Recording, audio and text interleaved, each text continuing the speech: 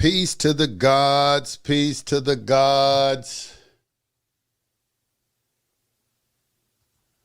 How's everybody doing tonight?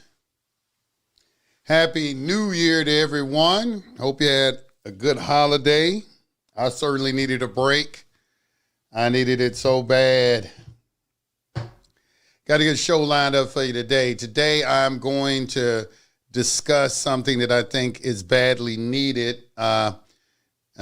If my consultations are any indication as such, a lot of times when I give out information, I based it on my consultations and things that are going on because I try to give as much information as I can at one time instead of talking to, 30 different people about the same time. I say, okay, I need to talk about this today. Today, we're going to talk about the Letter Rogatory, and we're going to get into a discussion about exactly the best process that I feel that you should utilize in a criminal case situation. I've been doing this for quite a while, and I first of all want to give props to all of the gurus who came before me who were major contributors to this space. I owe a debt of gratitude to all of you, people like Gene Keating, Winston Shroud, and all the other ones out there. You know who you are. Those just first two came to my mind. But it's a lot of people. There are a lot of people. And one thing that I have learned from not only their research, but my own, was that this is a civil matter. That even though they say criminal and civil all the time, everything is actually civil. Everything is actually civil, which means it's about money. It's about money. And that shouldn't be a shock to anyone because everything on this planet is about money. The thing that I researched on my own that I found out was about the commercial nature of it. I don't listen to a lot of other gurus out there if they're not really talking about the commercial nature of the system. In my opinion, they're either not very well informed in this particular space or they're some sort of agent putting out rabbit trails to lead people away from the truth, because the truth is very clear to see in a criminal case. I know in this space, the majority of people are concerned with their utility bills and shit like that. I didn't come into this space to help people with their utility bills, to discharge an electric bill, a gas bill, or try to help you fucking buy a car. I didn't come into this space for that. I didn't understand. This space wasn't even created for that. It became that. It became that. But originally it wasn't. It wasn't about all this discharge credit cards and how can I get a car using a number off the back of my social security card, and is there some sort of secret treasury account I got all this fucking money in that I supposed to have access to. A lot of it which is just wrong information, bad information, but people are going to follow it because they don't know. And it makes you really understand in the Bible where it talks about the blind leading the blind. That's very true. And you don't know if you're blind because you hadn't taken the time to study something for yourself. The only thing you can really depend on in this space is what you find out for yourself, not what somebody is telling you. And what I found out for myself is the commercial nature of the system. I was a jailhouse lawyer, and a very good one, to help people get out of jail and everything. And when I became a jailhouse lawyer, I wasn't intending to do that. That wasn't something I was looking to do. I was trying to help my situation. I was having a situation and I didn't know anything. So I was reading and studying, and other inmates used to come by and they would see me and they say, oh, gee, you're a lawyer, you know the law. I said, I know a little something. Can you help me with my situation? Blah, blah, blah, blah, blah. I said, well, do you got your discovery? What is that? You don't have your discovery? You don't got a copy of your indictment or anything like that? So then I started helping everybody get copies of their indictment, writing a letter to the clerk. It is my understanding that I am entitled to one free copy of my discovery. Would you please forward such discovery to the following address? It's 2 pages. You know, did a lot of those to the clerk and got people's discovery, you know, get the discovery back. The first thing I'm looking at is the indictment. I want to know if it's been signed by a grand jury foreman. You know, a lot of indictments aren't even signed by a grand jury foreman. A lot of indictments, you know, are rubber stamped, you know. I remember one time I sent in an indicted release for 60 inmates at the same time, and they all came back the next day indicted. I know a grand jury didn't listen to 60 cases in one day. Come on, Georgia, quit, you know, who you fooling? If you're an attorney, you know it's rubber stamped. It's rubber stamped. Y'all treat this thing like McDonald's, man. Y'all running people through the drive-thru. And it's just a matter of course, and you don't really think about it anymore. You know, I see the game for what it is, and we're going to talk about that in depth today. But in the course of doing that and reading indictments, I came to find this thing, especially on the federal level in particular, I came to find that there seemed to be this common theme in all the indictments, in particular on drug cases, and that was they always would have contained in there violated interstate commerce. And so I'll keep seeing that, but now I never would have paid attention to that if prior to that, a sheriff's a major, he wasn't a deputy, he was a major, he was a sheriff, and he was telling me, you know, Jones, you know, you always talking about the Constitution. I bet you ain't never even read the Constitution, which a lot of you out there haven't either.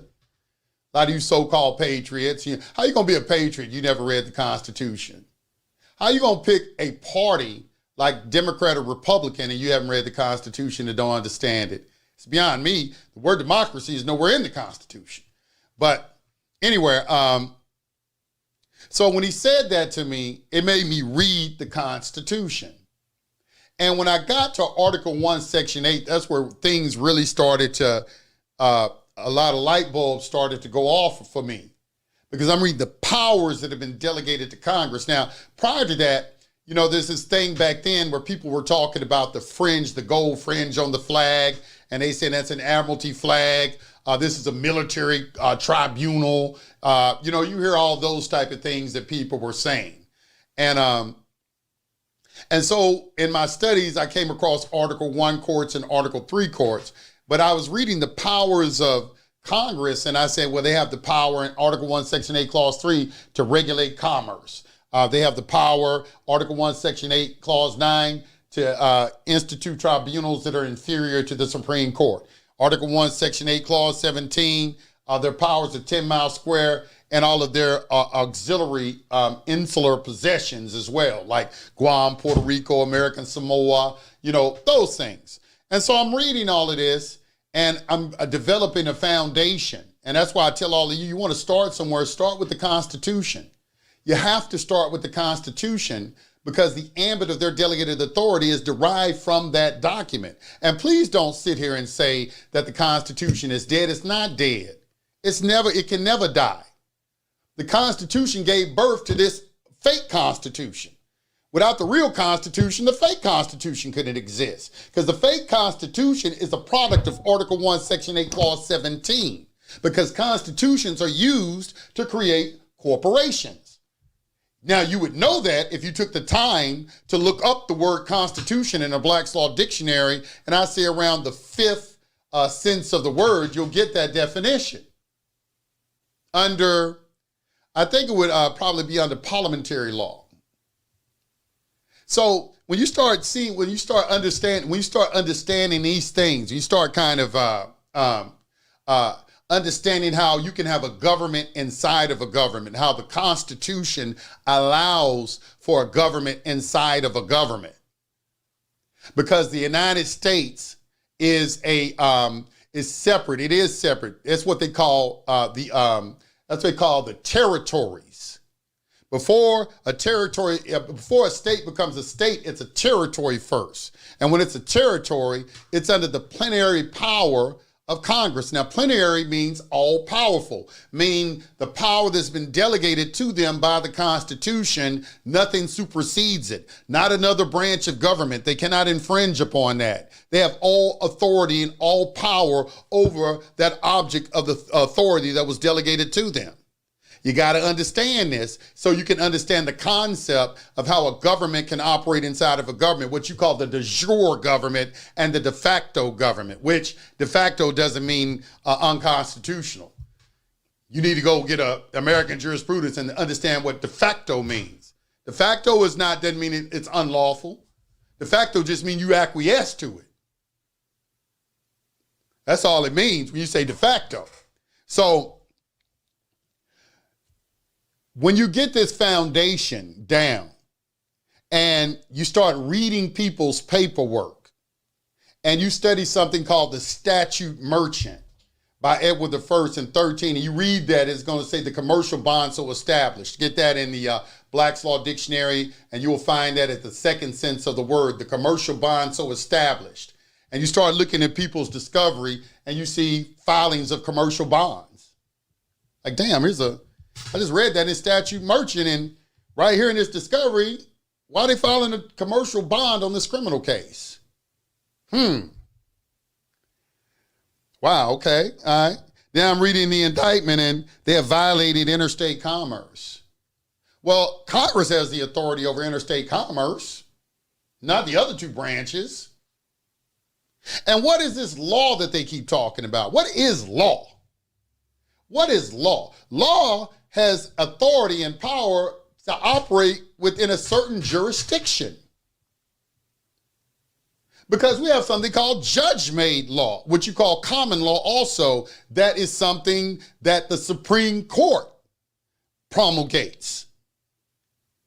And then we have statutory law. Okay? So how do I know which law is operating? Do they interact with each other? You know, do they complement each other in any kind of way? You know, this was the road the course that I decided to take to try to decipher all of this, try to find out and figure out, well, how does all of this stuff interact with each other? You know, how did they get this authority? Did they truly fool us? I'm like, well, no, I have to tell you, if you're a sovereign, I got to take accountability for that. So I'm never going to put that on them that, well, I got fooled. That's why there's a Roman maxim that says, he who can be fooled, let him. So I can't pass that off on them. I wear this badge L on the end of my name. I'm a God. I can't never put that off on them. So I got to take accountability and responsibility for that. I got to accept responsibility for that. I got to understand that nothing comes in my space if I didn't think about it. It's called the law of attraction. I am a God. I create my reality. I can't say that in the next step, say that, well, I didn't ask for this over here. I'm creating my reality voluntarily as well as involuntarily. And unfortunately, many people are creating their reality involuntarily. They're not doing what is called constructive thought. But anyway, so in going down this course of action and doing all this research, you know, it's a couple of phrases that I have to emphasize. One of them is plenary power. You have to understand plenary power if you want to understand how the federal government exercises jurisdiction. You have to understand separation of powers, and you have to understand delegation of powers. These are doctrines in law. So you can stop all the foolishness, because I look at a lot of things that all this information that gets passed around over the internet, but nobody's learning fundamentals. This is fundamental shit I'm talking about. This is basic stuff first your law students are probably going to have to learn first before they get into arguing cases. The structure of government. The outline of the law. You got to know that first, or nothing else makes sense. So once you get a good foundation, things make sense. Things make sense. People are going to start calling you an agent because you're going to be saying, nah, bro, you wrong, man. And I hate to say it, man. I know you've been told that bullshit, but that's not really true, what you're saying there, bro. Like, one of the prevailing thoughts in this space is, as a sovereign, you can do anything in the public that you want to do. And that's what they accuse a lot of people in this space of thinking, and they are absolutely correct. Probably the biggest group that does this is the right to travel group, which right to travel is correct, but it's some things we have to work out. It's some things you have to, it's just not as simple as I can jump behind a car that has a serial number on it and do whatever I want to do in it. It's not as simple as that.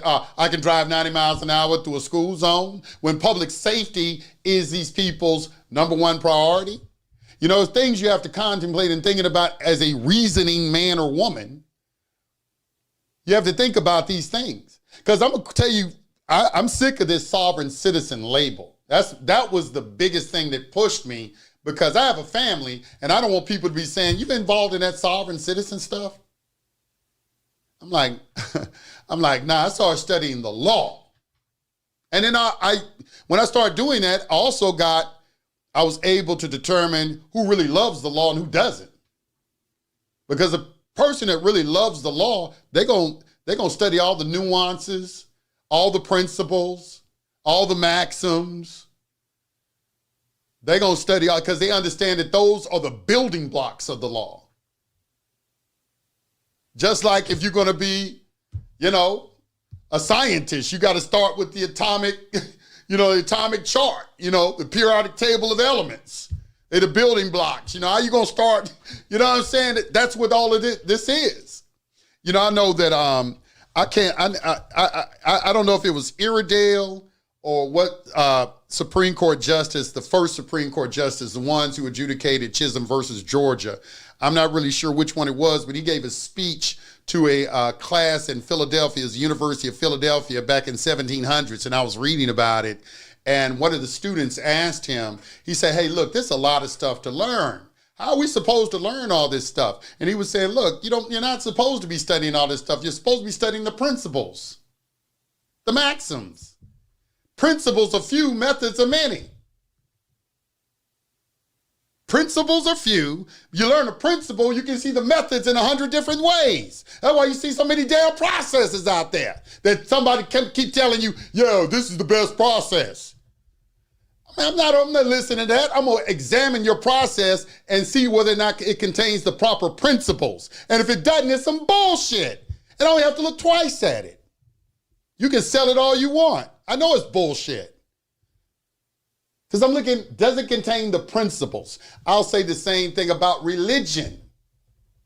Does this religion contain natural law principles? Because if it does, it's going to carry on for a very long time. If it doesn't, it's going to fizzle out. And 2,000 years of Christianity is not a long time. So that is still out. The jury is still out on Christianity.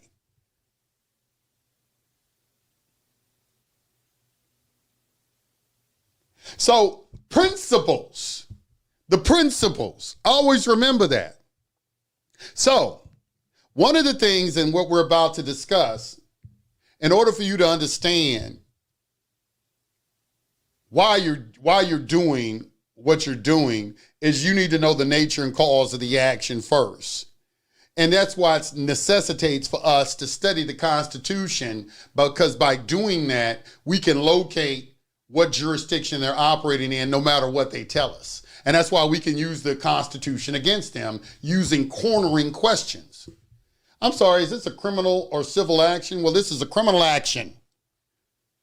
You got caught with 50 pounds of weed and 100 kilos and 14 AK-47s. How do you plead? Okay, thank you. Let the record show and reflect that the action being brought against the defendant is a criminal action. Now, I have another question for you. The Constitution for the United States of America only grants this court two criminal jurisdictions. One is under the common law, and the other constitutes a condition of contract under criminal aspects of a colorable admiralty jurisdiction. Now, for the record, would you please tell this court and myself under which two of these criminal jurisdictions you're intending to try this criminal action? For the record. Everything is for the record, because I'm taking it to the appellate court, and we're going to test it there. The higher you go, the more constitutional it becomes. Always remember that. The higher you go, the majority of people went on the appellate level, especially using processes like this.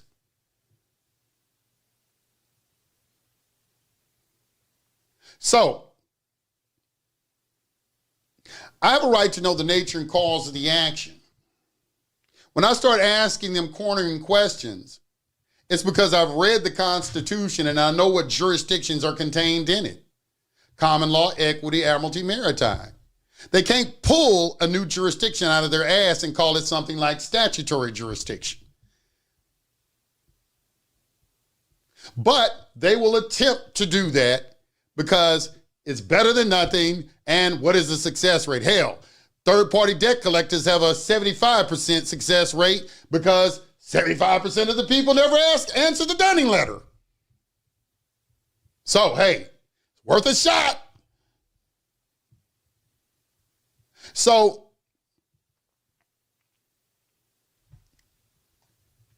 when we make a determination that it is an admiralty jurisdiction, because it's not common law, they'll tell you that there has to be a corpus delicti, an injured party with a sworn out complaint.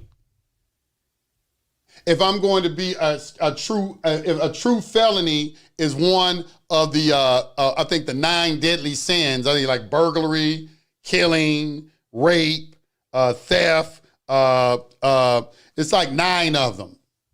I just posted it in my Facebook group, the 9 original common law felonies. Because that Duarte case versus United States made me go and start researching, well, what is a common law felony? You ought to Google that. Google what are the original common law felonies. Google that right now. Somebody posted in the chat. You're not going to trip you out. Those are the only things that constituted a felony. So are these things you're charging me with really felonies if there is no injured party? If I didn't violate one of God's laws, are you saying that you are above God?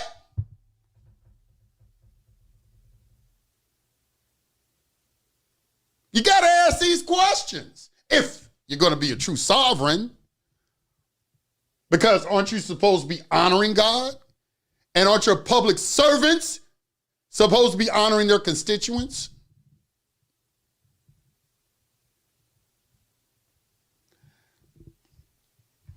I mean, it's just something to think about. I don't know. I could be wrong. I could be wrong.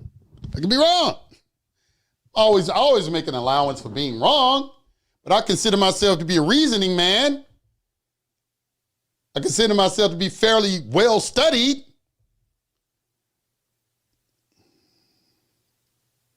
So,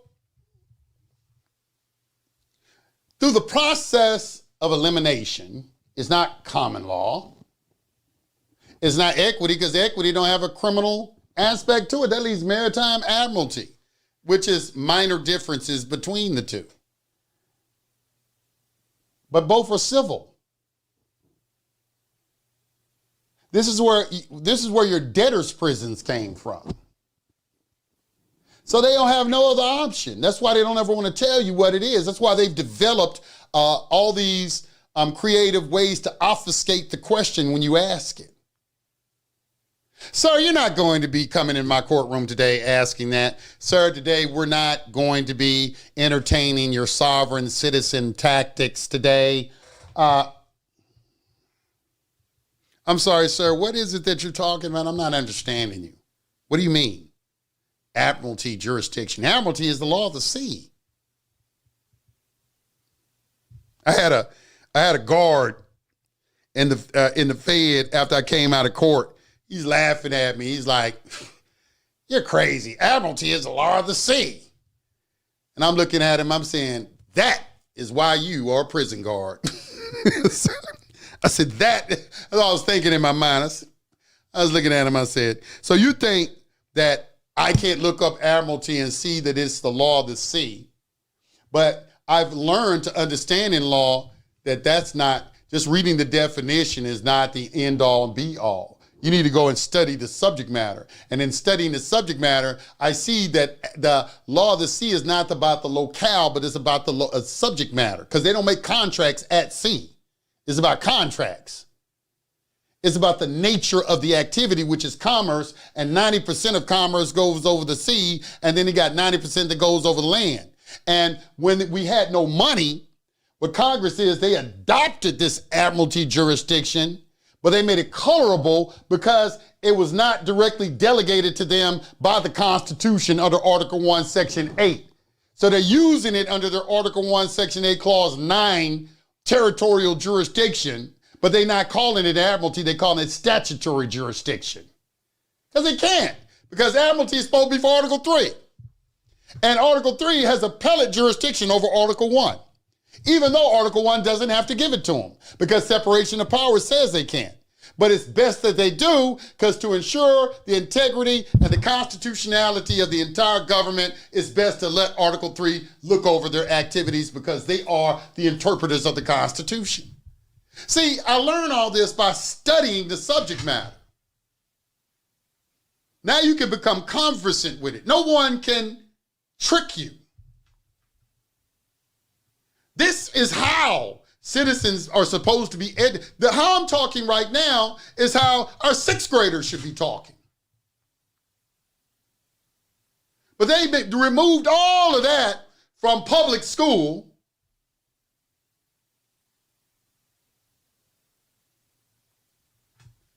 and made sure you didn't understand nothing about civics, but then sit back and tell you ignorance of the law is no excuse,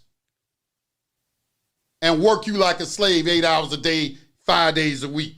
Hey, get out of here and close the law library on the weekend. Get the fuck out of here. They tripping, man. That's tripping. Hey, tripping. Anyway, this letter rogatory. What is a letter rogatory? What is a letter, an attorney letter of advice? Well, I was giving you that opening salvo to, prepare you for that, in that you need to know that it's civil first and foremost. You need to understand what a traverse is as well. Very important word to understand. You traverse the charges once you plead guilty or not guilty. But you don't want to plead because you don't know what jurisdiction you're pleading into. You're not there to plead into a legislative jurisdiction. The legislative jurisdiction was conducive to only legal fiction entities, corporations, and they know this. That's why they put the name in all caps. That's what your straw man is. Your straw man is a juristic personality. It's a legal fiction. It's an ens legis. It's a nom de guerre, war name, nom de plume, whatever you want to call it.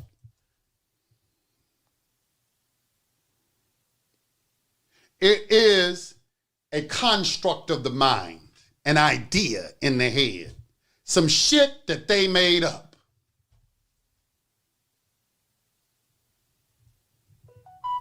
But very, very, it can be, it's definitely a very good utility, and it's effective. I don't fault their system. I think the system that they put together was very intelligently put together, but I just think that they need to start honoring the people who figure it out and stop trying to play people like they a fool, because all it does is it makes you look less intelligent than me. Have you ever seen somebody sit back and try to talk to you like you stupid? It's like, like, have you ever busted somebody? Like, try this one time, say like you catch your girlfriend or your boyfriend cheating, and you ain't never caught him cheating before. All right. So you got all the goods. You got the text messages, you got damn video, you know what I'm saying? You got everything, everything you need. But you kept your cool, and you're gonna ask him about it. You're gonna say, well, where were you on yesterday? I thought, were you at such and such when you said, yeah, blah, blah, blah. And you sitting there looking at him and everything, and you saying like, God damn, this how this motherfucker lie. Lie so damn good. Look at this shit. This motherfucker lying right in my face, putting on a damn Oscar award performance. And you saying that, man, how many times did I fall for this shit? All this shit is going through your mind. That's how the government is. You have all the goods on them, and you're sitting there talking to them, and it's in there lying in your face like, you stupid.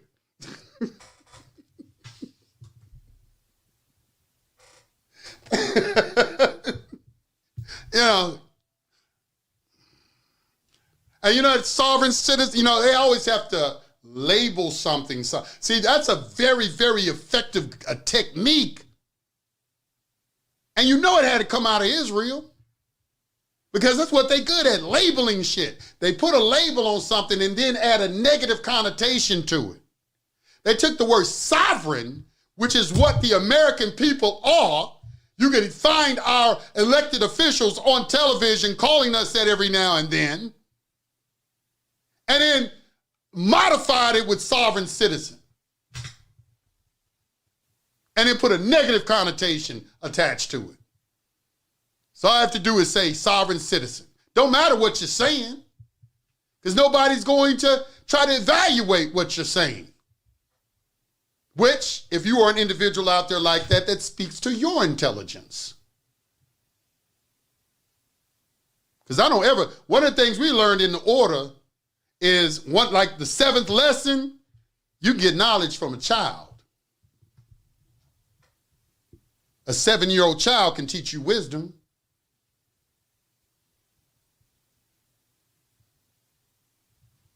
I don't take nothing for granted. And conspiracy theory is a term concocted by the CIA.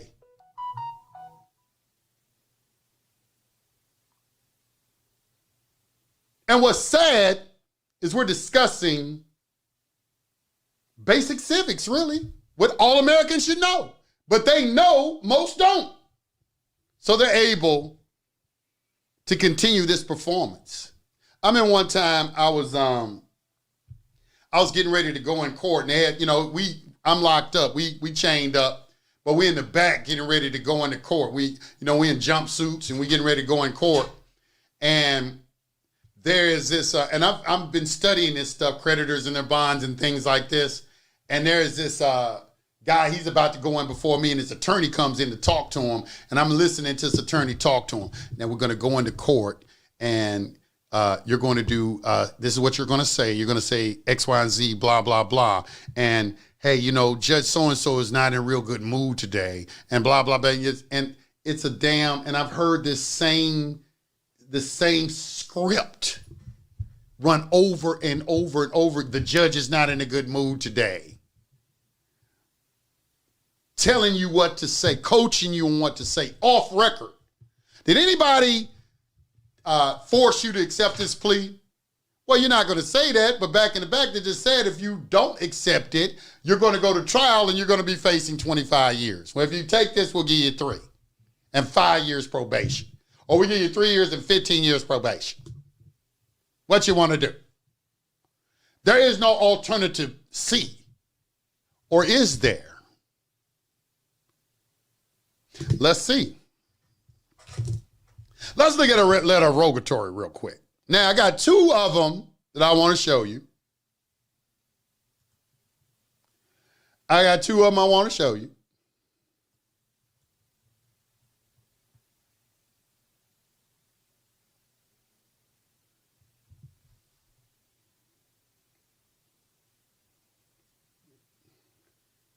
Tamar, let me tell y'all something. There is a woman in the chat. Her name is Tamar Lee. She is with me. As far as, you know, we're attempting to, she just started her own little, service that she's offering to prisoners as well, you know, and I would highly advise, listen, let me tell you something, man. The girl is nice with her information. You know, I'm not just saying that because she's associated with me. I don't do that. You know, I'm going to give her props. You know, she used some of this stuff that we're talking about, but she did go about things her own way and came out on top. And it was just like, when I think back, I just say, man, yeah, it couldn't be nothing but God was helping you. I was thinking, I said, you've been touched by God. Like I felt like I was. And it's like, hey, very, very small percentage of people have done what she's done and come out on top. And she's very intelligent, very astute, very, very articulate. She's, she hasn't been studying this as long as me. But I mentored her on a lot of things.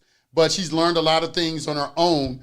And her ability to, her insightfulness, some people, sometimes you can have two different set of eyes on things and people can see things from different perspectives. She was just letting me listen to I guess would be like a letter of rogatory today. That's why I'm doing this show, actually. It inspired me to kind of do this show because she read me what she had written. She had actually customized her own introductory speech. And when she got through just reading it to me over the phone, I was like, whoa. I said, who wrote that? She's out there, nigga. She get hood on your ass. She from Chicago now. She can go from the boardroom to the trap in 90 seconds. So be aware of that. Just like I can. But she I was like, wow, I was very impressed with that. Her penmanship with that. And sometimes I think she doesn't give herself enough credit. And I've known her for quite a while. She was in real estate and did some things in that, and she was very good in that. She's always been, was able to have that very, very professional type of appeal, professional type of air about herself. And I knew that once she had gone through this and came out at the other end and she said, look, I want to help people. I knew she was going to be very good at it.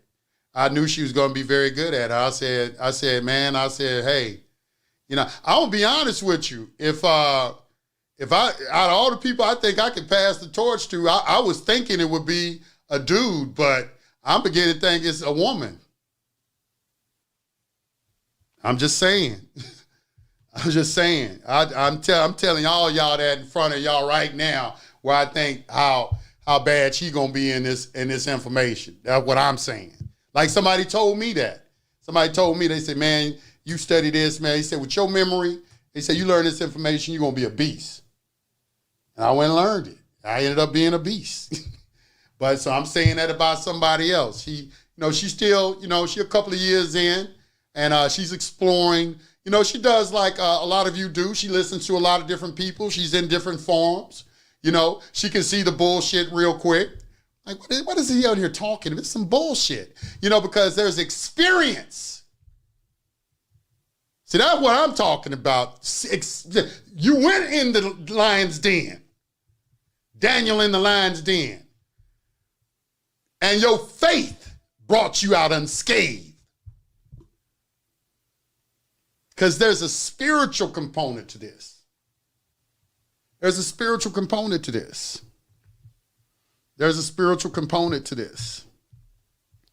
And I made sure in my journey, and I want to harp on this real good, because I know we got guys in prison who listen to me, and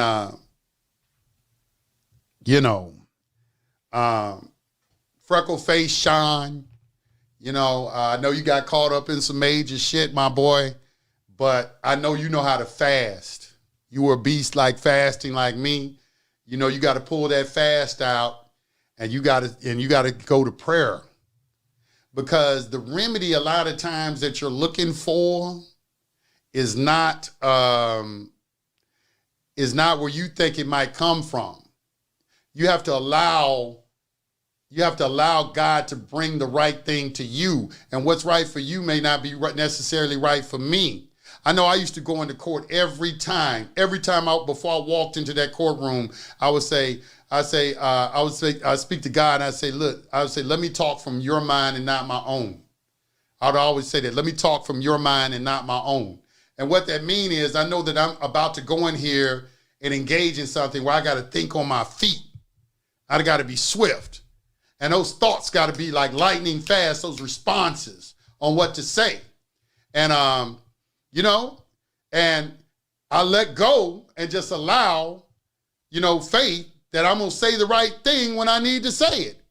I'm going to do the right thing when I need to do it. and that I don't need anything else, that everything I need, I ask God to give me everything I need, and it's been provided for me. Has there, in the Sirach chapter 2, it says, has there any been a time that you've called on me and I haven't answered? A lot of y'all are afraid to put God to the test. And to the test, I mean, is ask him for help. When the last time you prayed? Prayer is just not a Christian thing. When the last time you perform a salat? You still doing that 5 salats a day? Or you walking around now fronting and flexing, calling yourself a Muslim?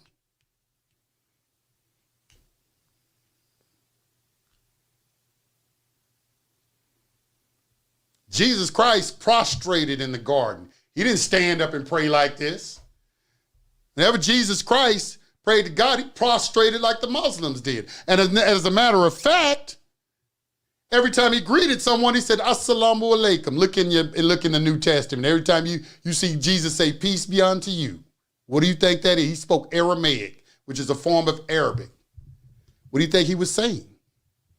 Assalamu alaikum. Not to cause any division between Christianity and Muslims, because really you look ridiculous, because y'all both all have the same patriarchs, and you really both have the same basis for your faith, with some minor differences and disputes, like was Jesus crucified or not. I tend to be with the Muslims on that too. And we'll have a class one day, and I will show you. That will be a very, very good class, and I'll show you why. It's not just saying I'm biased toward them. It's not that. It's looking at, okay, yeah, I see what you're saying. One of those kind of things, and I'll leave it up to you. But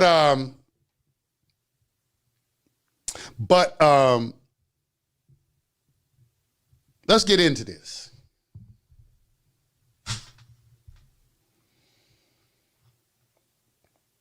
Y'all follow Tamar Lee, and put your Instagram up, and so the people can follow you too, because she can really, if you in a criminal, she deals with criminal cases. Don't be calling her asking her how you gonna discharge a car and all that. She handles criminal cases. That's all she deals with. Be calling about that bullshit and all that other shit y'all like to talk about. Ain't nobody there to do all that. We're trying to help people regain their freedom, who are deserving of it. All right, where is this thing? I'm looking for this thing. Where is it at? Hold on, where I put this thing? Oh, okay.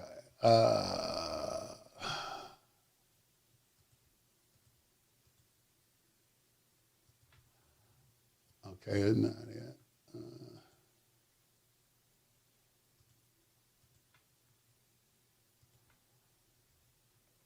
Hold on, okay, this is it right here. Okay. All right, let's get to it.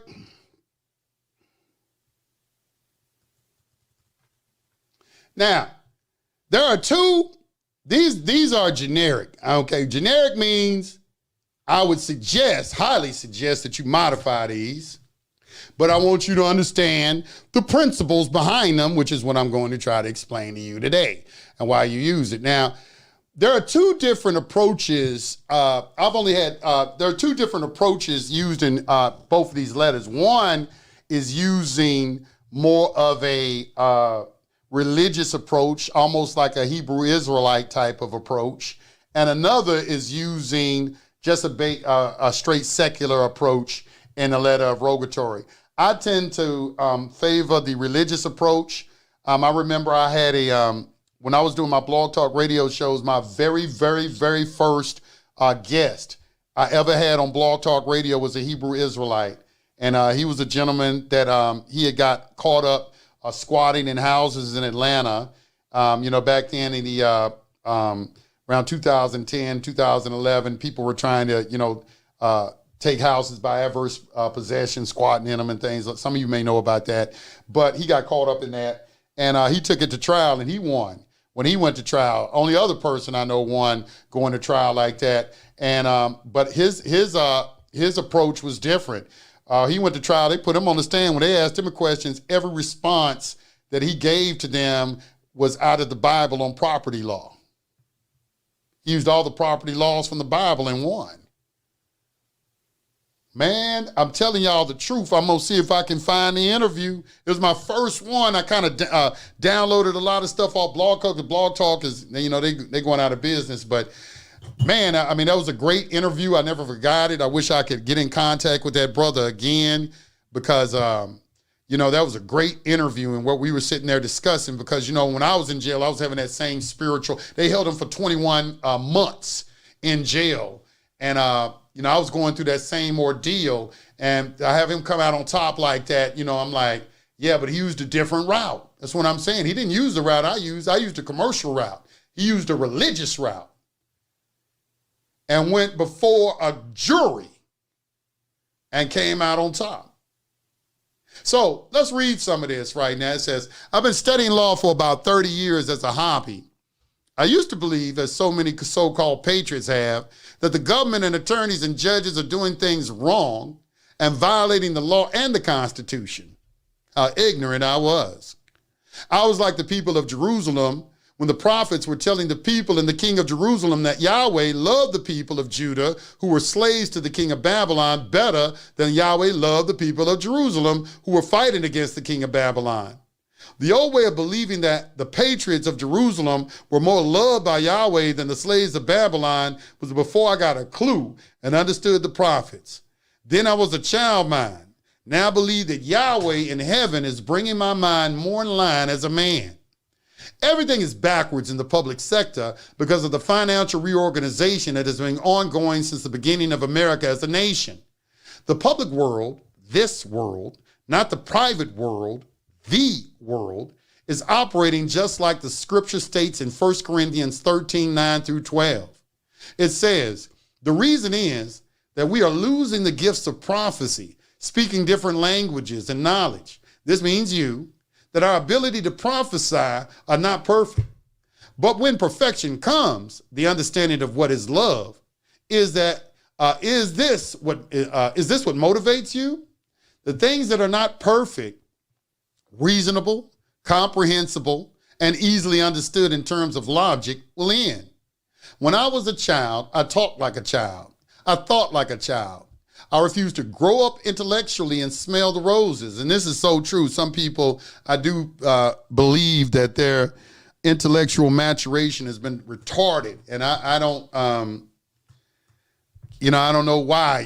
Some people just like, and I think I do believe that religion can do that to people. Religion is the biggest culprit of that, of retarding people's spiritual development because you stay locked in to one way of seeing religion your entire life. And anything in reality is either growing or dying. Change, the only thing that doesn't change is change. So you should be growing in your religion, maturing in your religion, getting deeper and deeper understandings of your beliefs and your faiths. Not just going to church every day and listen to a preacher give you a motivational speech. You think that's the pathway to immortality? You got to earn immortality. Remember that.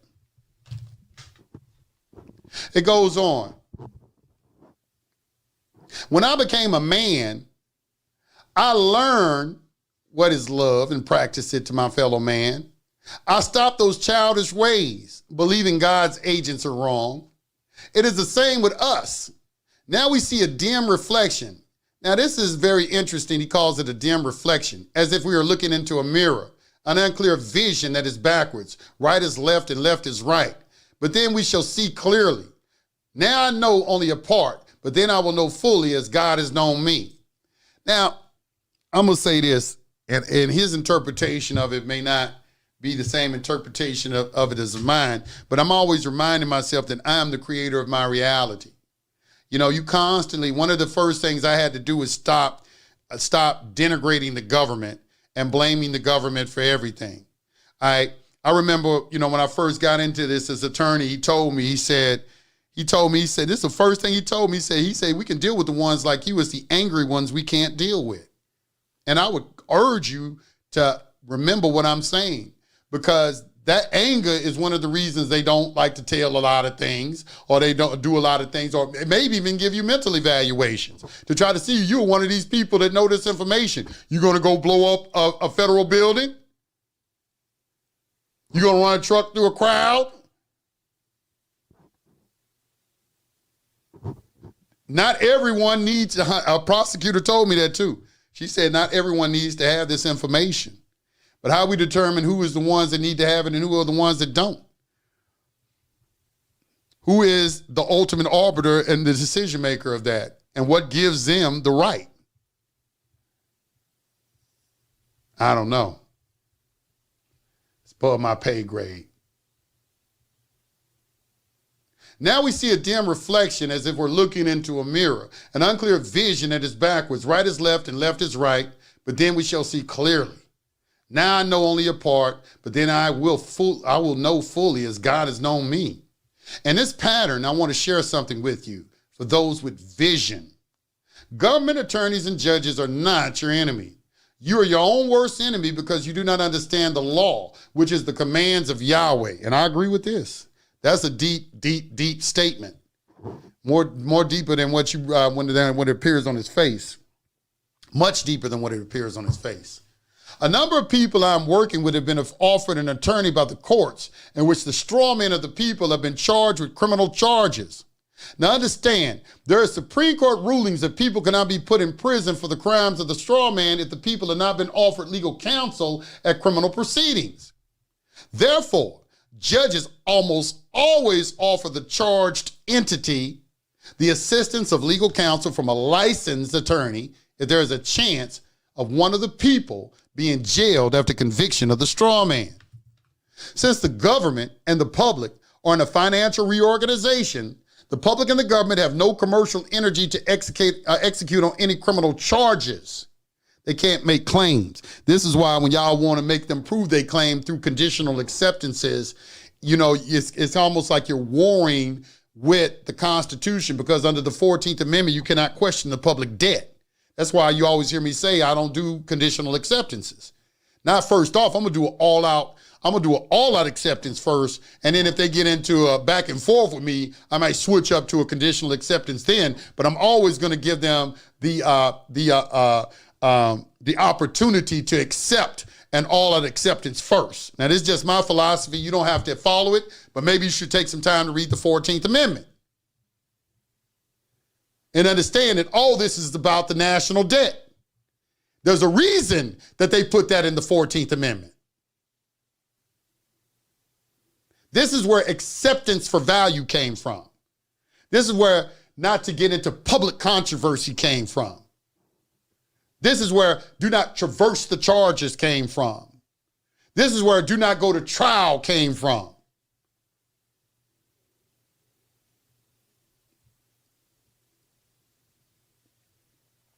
Since the government and the public are in a financial reorganization, the public and the government have no commercial energy to execute on any criminal charges. They can make no claim. However, they do have powers in admiralty/maritime equity. These powers come from the consent of the governed. This means the people standing behind the charged straw man. This execution powers and equity come from the acts of contempt by people who do not give honor to the public and governmental proceedings. Everyone who goes to jail on sentence is there of his own permission, which comes from contempt or dishonor. Now, you're going to find that in admiralty, all it discusses is contempt of court, which they don't use that word contempt. They use the word contumacy, or what is called contumacious conduct. But there is a judge, and I forgot his name. He said everybody in jail is there by their own free will. I'm gonna dig that up. That was a very, very powerful statement by that judge, and it was very, very kind of cryptic in its meaning, in that you had to have some knowledge of this to really understand what he was saying. Because it can even go on a deeper level, because once again, you didn't get it. Only reason you're in trouble is because you brought it to you. I think Genghis Khan said it was either him or what's his name? What is it? I can't can't think of the dude's name. My mind went blank. I'll think of it in a minute. He said, if you had did no wrong, God would have not sent me here to punish you. If you did no wrong. If you had done no wrong, God would not have sent me to punish you. Think about that.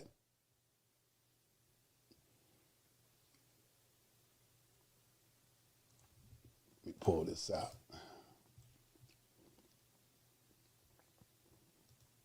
Hannibal.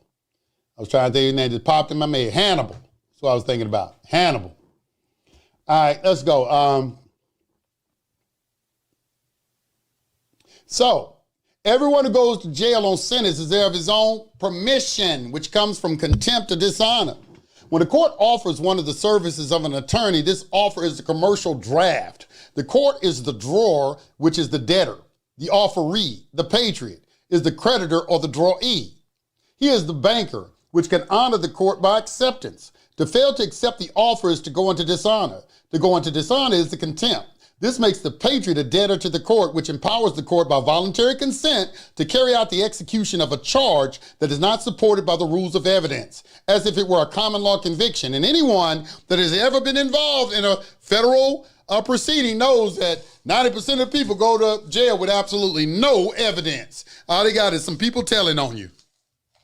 Conspiracy, another fiction.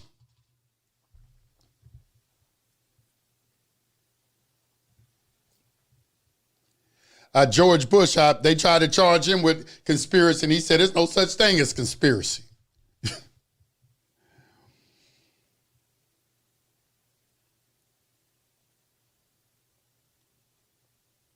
It goes on. The prison sentence is for contempt of court by dishonor. I want you to write down acceptance for honor. I want you to write down the word acceptance for honor, and I want you to look it up. It's called acceptance for honor. The length of the sentence is the sentence for the crime, and the public and the government, under their disability of reorganization, would have the power of common law execution, which they do not accept that you give it to them by your dishonor. Because of the above process, many wise patriots who straw men are charged in the public courts now accept the offer of the public attorney or defender. This creates an honorable relationship between the people and the government, judges and attorneys. It also makes the patriot the creditor in the situation, if the patriot knows how to act as a creditor. And that's a thing. A lot of people don't know how to act as a creditor. That's a lot of your, I see a lot of your failings comes from the fact that when you hear this term creditor, you kind of intellectually know what the word means, but you don't know what it encompasses. One who has been offered an attorney must accept the offer by written contract. This is when you get an attorney, when he takes on your case, he has to put in what is called a notice of entry of appearance. Now notices of entry of appearance can be done in various ways. It doesn't have to be done like that. Filing a motion constitutes a notice of entry of appearance, or any type of participation in court constitutes a notice of entry of appearance. And an entry of appearance means to subject yourself to the jurisdiction of the court. It doesn't mean you're in the courtroom. It means you've done some act or conduct that subjects you to the jurisdiction of the court, which is you got to be very cautious about answering questions in court, which is fundamental to this space. And I see so many people that do it. It's just fantastic. I don't know many people that'll do it. That's why you got to master the art of answering a question with a question. Because you're going to answering questions, that right there is indirectly you signaling to the court that you're under their jurisdiction. And you want to tell the judge they don't have jurisdiction over you.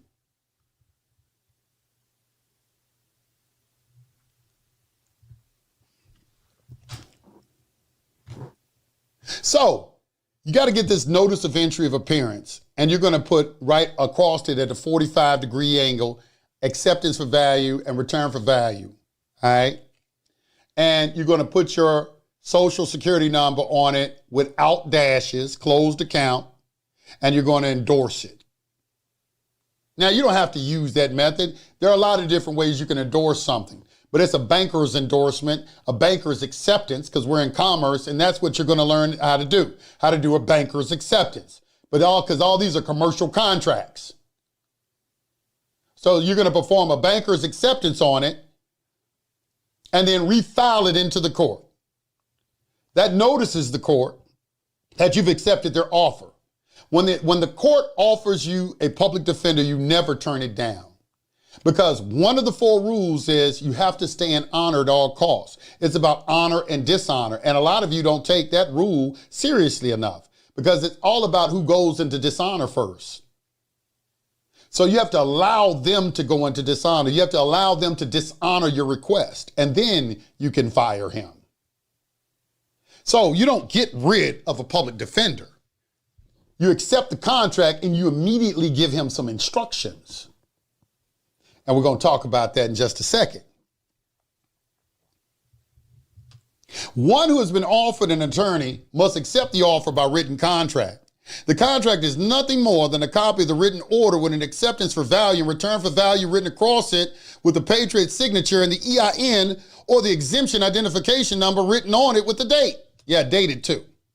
Exemption identification number is simply your social security number without dashes. It means you're exempt from having to pay for anything. That's why they call it an exemption. That is the word we used back in the old school. Exemption ID. I'm exempt from having to pay for anything because I'm the source of everything. However, the dashes indicate an open account, and without dashes indicates a closed account. That's why when you read certain documents, they say I'm gonna use my closed account to set off this obligation. That's what they're talking about. It meaning that you've done some sort of status correction process, notified the government of your true status, notified them that you're not desirous of accepting their communist, socialist, Marxist program anymore called Social Security. I'm not going to be using this number anymore. Close it down. However, the definition of a closed account is one that is closed for debits and credits but remains open for adjustment and set off.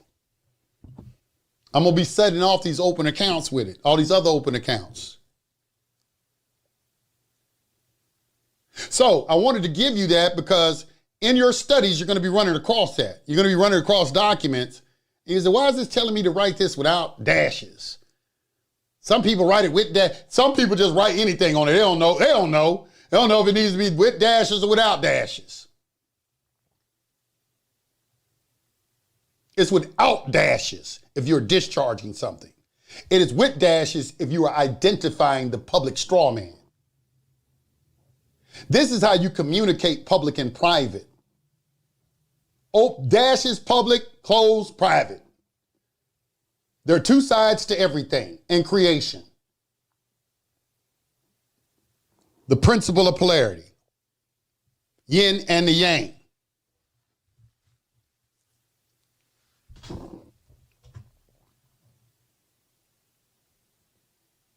So the contract, hold on.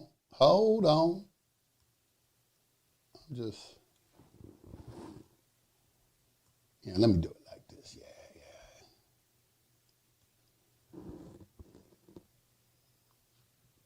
Okay, so let's keep going. I'm going to start back up here. Because of the above process, many wise patriots who strawmen are charged in the public courts now accept the offer of the public attorney or defender. This creates an honorable relationship between the people and the government, judges and attorneys. It also makes the patriot the creditor in the situation if the patriot knows how to act as a creditor. And also, let me say this: when you get rid of a public defender, now you don't have no bridge between you and the public and the government. That's your mouthpiece. He bringing back and forth messages. He also a spy. Don't believe in that attorney-client privilege bullshit.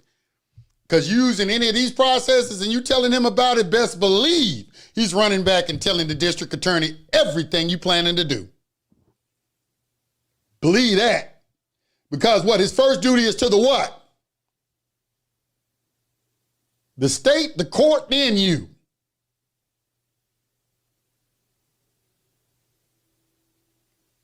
Okay, somebody got in there. It says the quote is, "I'm the wrath of God. If you had not committed great sins, God would not have sent a punishment like me upon you." Yeah, that's beautiful. Who said it though? Who said it? Genghis Khan. Okay, didn't I say Genghis Khan? I thought I said Genghis Khan of Hannibal. It's attributed to Genghis Khan, the founder, the leader of the Mongols. Yeah, Genghis Khan. I couldn't remember I said Genghis Khan of Hannibal, didn't I? But that is a beautiful quote. That's a beautiful quote. Somebody says, any idea how long SSA takes to close an account? Here is something I got to address this. These people don't understand counts never close, man. The accounts existed before you even came and got it. How do you think you walk into the bank and they already have a checkbook ready for you? What do you mean, how long does it take to close? As soon as they get the notice. It closes when you stop using it. There is something that came out, I have to tell you. They said that when you try to close one of these accounts, they leave it open. They monitor you for 2 years to see if you're going to use it. It's closed for debits or credits and open for adjustment and set off. What does that tell you? Debits and credits means stop using it. And that's what they're going to tell you. They're going to see your letter, say, okay, stop using it. Because they're going to tell you what? Social Security is what? Voluntary.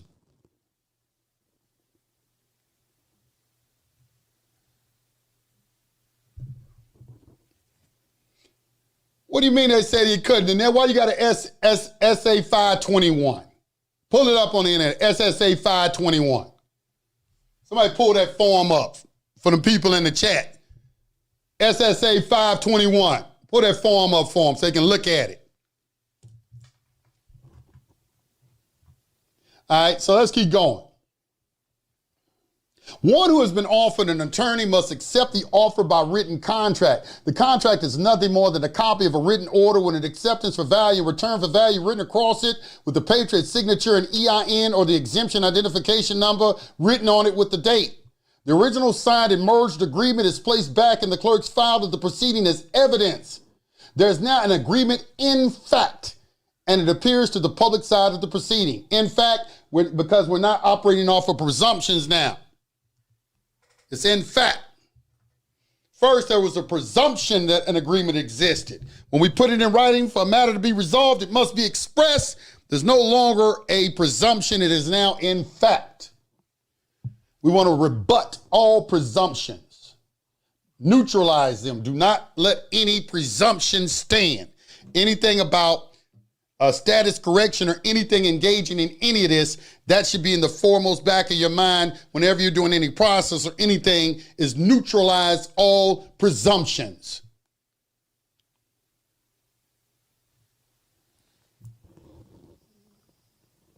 So we keep going. After the agreement, in fact, is established, the patriot, after being the creditor of the agreement, has the capacity to draft the appointed attorney to carry out whatever honorable functions the patriot has for the attorney to address the substance and the procedure of the charges. This can be done by the use of a letter rogatory. Now let's talk about this name, letter rogatory. A letter rogatory is an instruction from one court to another court when you look up the definition of this word. And I don't understand why they would call it, I just call it an attorney instruction letter, but it's based off the principle that you as a private citizen are your own court. These are how the common law courts were formed. The courts were formed by the people of your peers. So when you look up the definition and you see, it's like, well, wow, this is an instruction from one court to another court. Well, it's rooted in the fact that you as private citizens, you are the court. Court is not a building. Court is paperwork. That's a court building where court is held. Court is paperwork. How can there be a court without paperwork? Okay. Oh, where are the likes at? Let me see where the likes at. Likes better. Oh, no. I got to pause. We got to do something about these likes, and we got to do something about these donations too. Y'all ain't going to have me going full throttle. Full throttle and not showing no, I'm not going to stand for that today. I'm sorry. You can talk about me all you want. Call me money hungry. I don't give a damn. I don't care. Get them likes up. Get them likes up. At 333 and there's 518 people in here. Just insulting. I'm incensed. Somebody make me feel better. Get them likes up.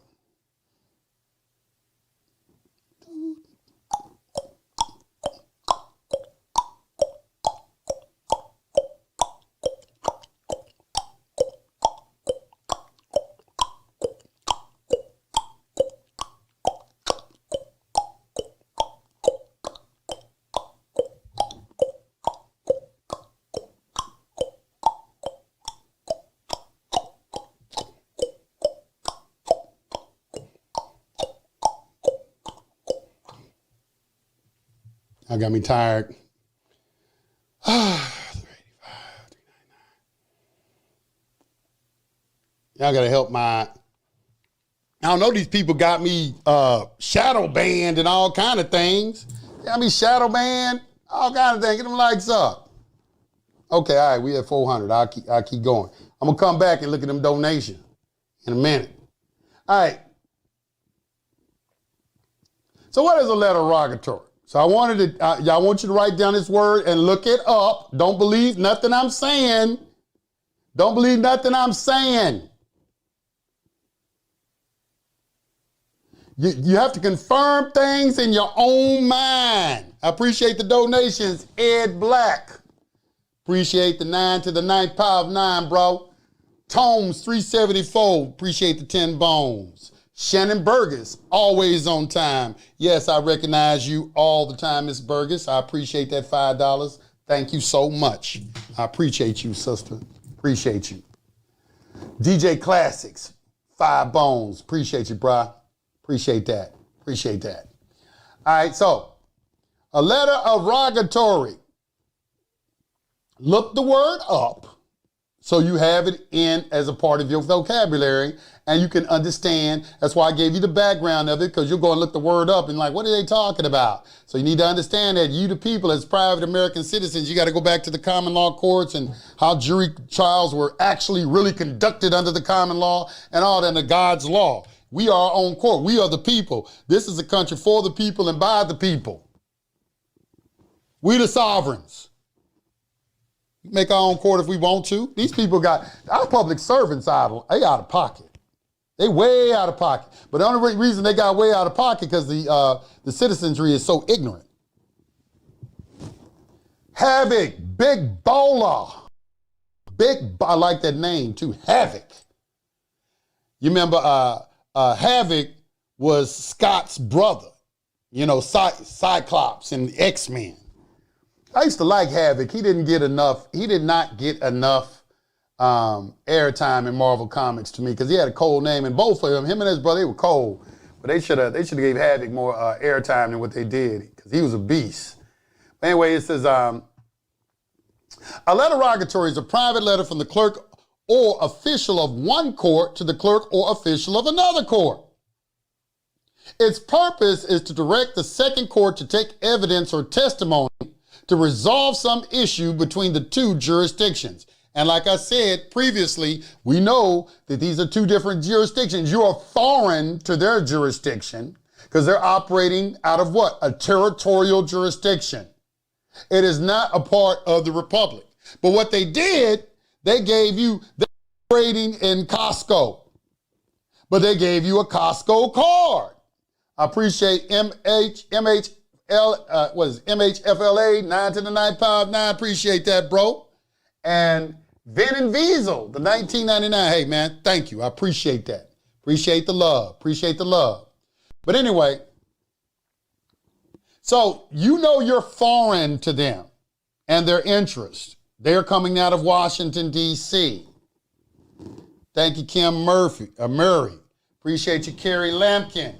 Kim D. Murray, appreciate the $4.99. And Carrie Lampkin, $10. Appreciate it. Thank you. Get the picture? The government and the judges, attorneys, prosecutors, etc. are members of a foreign government with its foreign court. Their government operates as a commercial corporation for profit and gain to make a revenue off of persons by confusing the people. And that's how they make their money, by confusing you. I want you to write down that profit and gain. That is a very important term in accounting and taxes. Profit and gain. Just spoke to my CPA today. I like my CPA. Everybody have a business, you need a CPA. It is not the government established under the so-called authority of the people. It is morphed into a foreign, military, democracy of fictitious persons that is reorganized commercially, bankrupt if it were an individual. As such, the officials in the courts of this foreign government are basically like military officials operating a private civilian front organization to conceal its true nature. In any military court, there are no entities permitted to practice therein who are not military officers. The judges, prosecutors, attorneys, and other persons in the court, all elected or appointed officials of that quasi-military organization and officers of that foreign court. If you are not an officer, you practice in that foreign court. Why do you as a patriot want to go in there and help officiate in that foreign court? You have no standing. If you do go in there, you have given jurisdiction by impersonating a military official of that foreign tribunal, and you are not in Kansas anymore, Dorothy. I don't know about that. I don't know if I agree with all of that, but you can make an appearance special or general. Just don't make a general appearance. Appreciate the BBR cash sheet, the 9 to the 9th power of 9. Y'all understand that 9 is the highest number. There's no number higher than 9. There's no number higher than 9. Let that marinate. 9 always comes back to 9. Let that marinate. 2 times 9 is 18. 1 plus 8 is 9. 3 times 9 is 27. 2 plus 7 is 9. 4 times 9 is 36. 3 plus 6 is 9. Just think about it. You can find all the different ways you can do it. There is no number higher than 9. Ether. Appreciate you, bro. Appreciate the 4.999. So in order to help officiate the charges against this fictitious straw man in their foreign court, you, as a living soul, write a letter rogatory to the officers of that court to help them officiate the issue. The letter specifically gives assistance to the appointed attorney so he can help them resolve the created dilemma. A letter, such as the following example, establishes duties for the appointed attorney pursuant to your request. Note that the charged entity is a fiction and cannot do anything in its own defense. And also note that the straw man was created by the foreign military venue as their vessel of commerce. Now this word vessel, we were hearing that we're operating in Admiralty and this word vessel. Maybe some of you want to do some more research on that term, because I did a lot of research on it, and it was one of those words where it was very difficult to find a lot of information on, just like territory. Like, it was hard for me to find some good information on territory. It was hard for me to find good information on Article 1 courts, Article 1, Clause 8, Section 9. You start doing, you will see that, damn, they trying to hide this shit. I mean, you can't find nothing that really explain this shit to you. And that's when you know those are the roadblocks that have been put in place to prevent you from finding out the truth. By as I always say, obfuscation, muddying up the water. So we're going to write this letter rogatory, which I call an attorney instruction letter. And you can title it that if you like. If you are so inclined, though, to assert your sovereignty, letter of rogatory would be more appropriate, if you understand why you're using that term.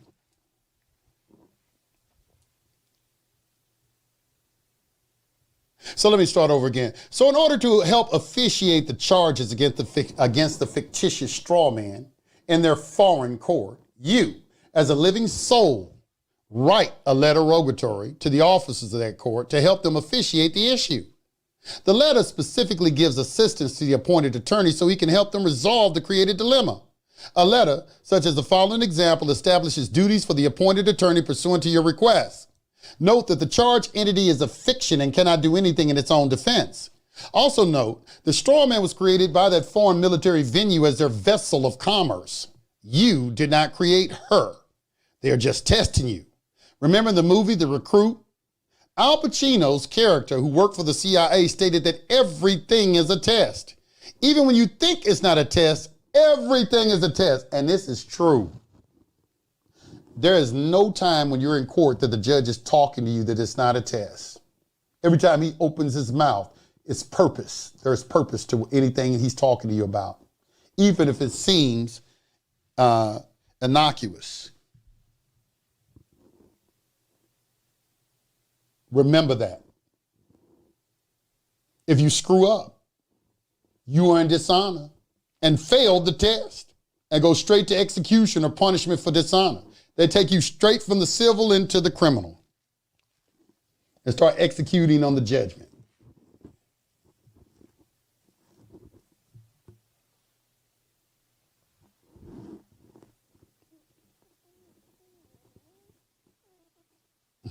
Somebody said you can put return to sender on any summons and they will leave you alone. But if you ever get pulled over, they arrest you, of course, because they issue a warrant for your arrest. Crazy. What are you talking? No, I don't suggest that you do that. We don't do that. We don't just ignore things. That's a dishonor. I'm not in that crew. I'm not a part of that crew. This commerce, you the creditor. That's not acting like a creditor. It's not acting like a creditor.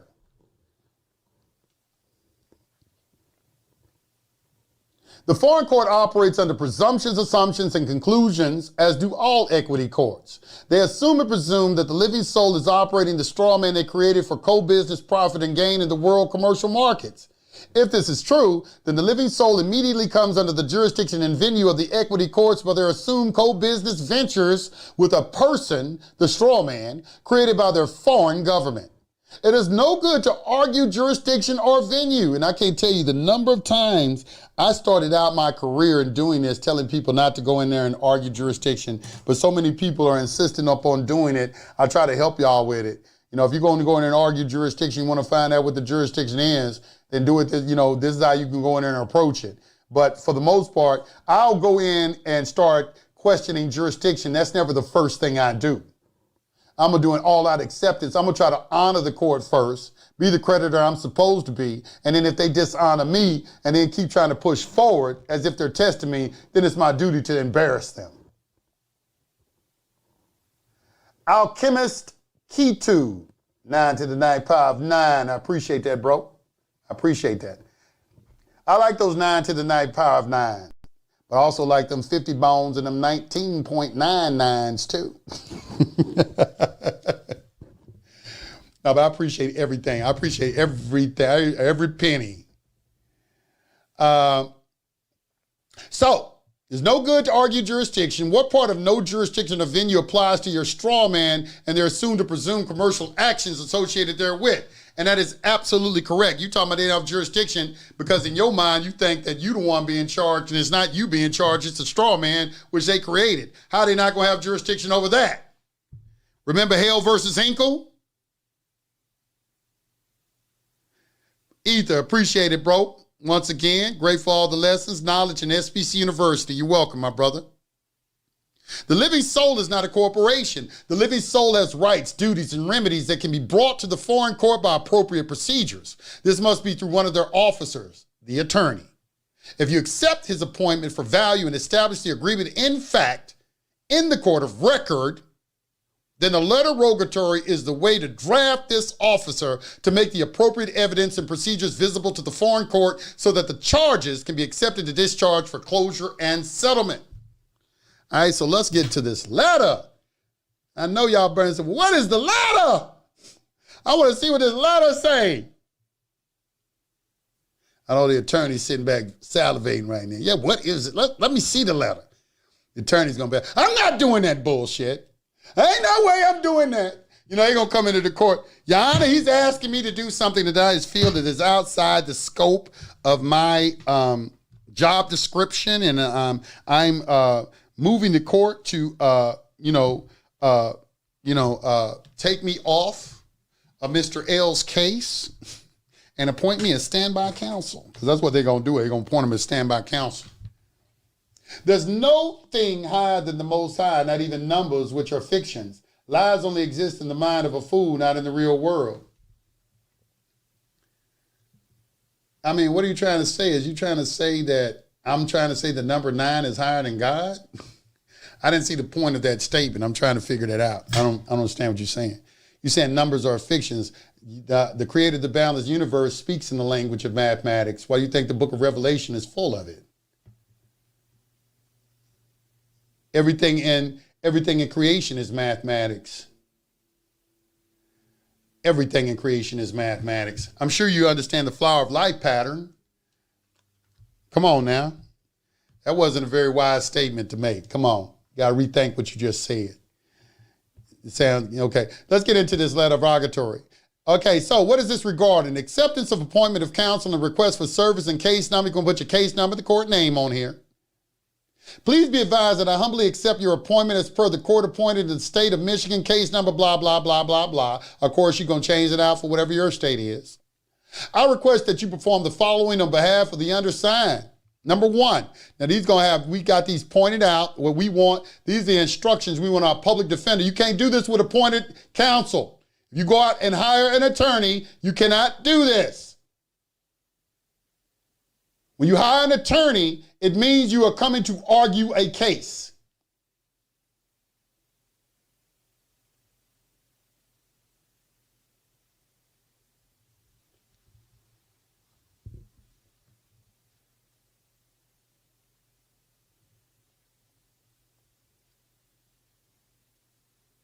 Okay, so what are we going to tell our attorney to do? Do not argue any facts on the public side of the above matter on behalf of the undersigned. The well-pled facts are all true therein and not disputed. To dispute the facts takes away my ability to dispute the substance of the presumptions in fact. Now, obviously, why we don't want, in law, you have facts and law. We can't go to the law till we find out what the facts are. Okay, what are the facts? We don't know how to apply the law till we know what the facts are. So, there's either going to be an agreement of the facts or there's going to be a disagreement of the facts. Now, for all you religiously inclined people out there, in the book of Matthew, verse 5:25, Jesus tells you, agree with your adversary while you're on the way to court. At least your adversary hand you over to the judge hand you over to the bailiff, and the bailiff casts you into prison. I tell you, you will not come out until you pay the very last penny. That's what farthing means, penny, or a percentage of a penny. However, so what does this mean, Yusuf? What are you saying? What I'm saying is, you know how the prosecutor, when he comes to you and he offers you a deal, that's what he's trying to do. He's trying to reach an agreement of fact with you before you go into court. He's offering you a deal, and you need to offer him one back. I will accept, I'm going to give you a counter offer, sir. I'm going to accept these charges for value and consideration in exchange for full set-off and adjustment of all the charges. I'm going to hold you completely, hold you harmless of anything. I'm going to give you authorization to use my exemption to discharge these charges and release the order of the court to me immediately. Now, if you get pushback, the pushback comes from they not really sure if you know what you're doing. The pushback is going to come from, motherfucker, I was on Yusuf Ale Live. I saw that bullshit. That's not going to work with us. Or, yeah, it was true, but do you know it's true?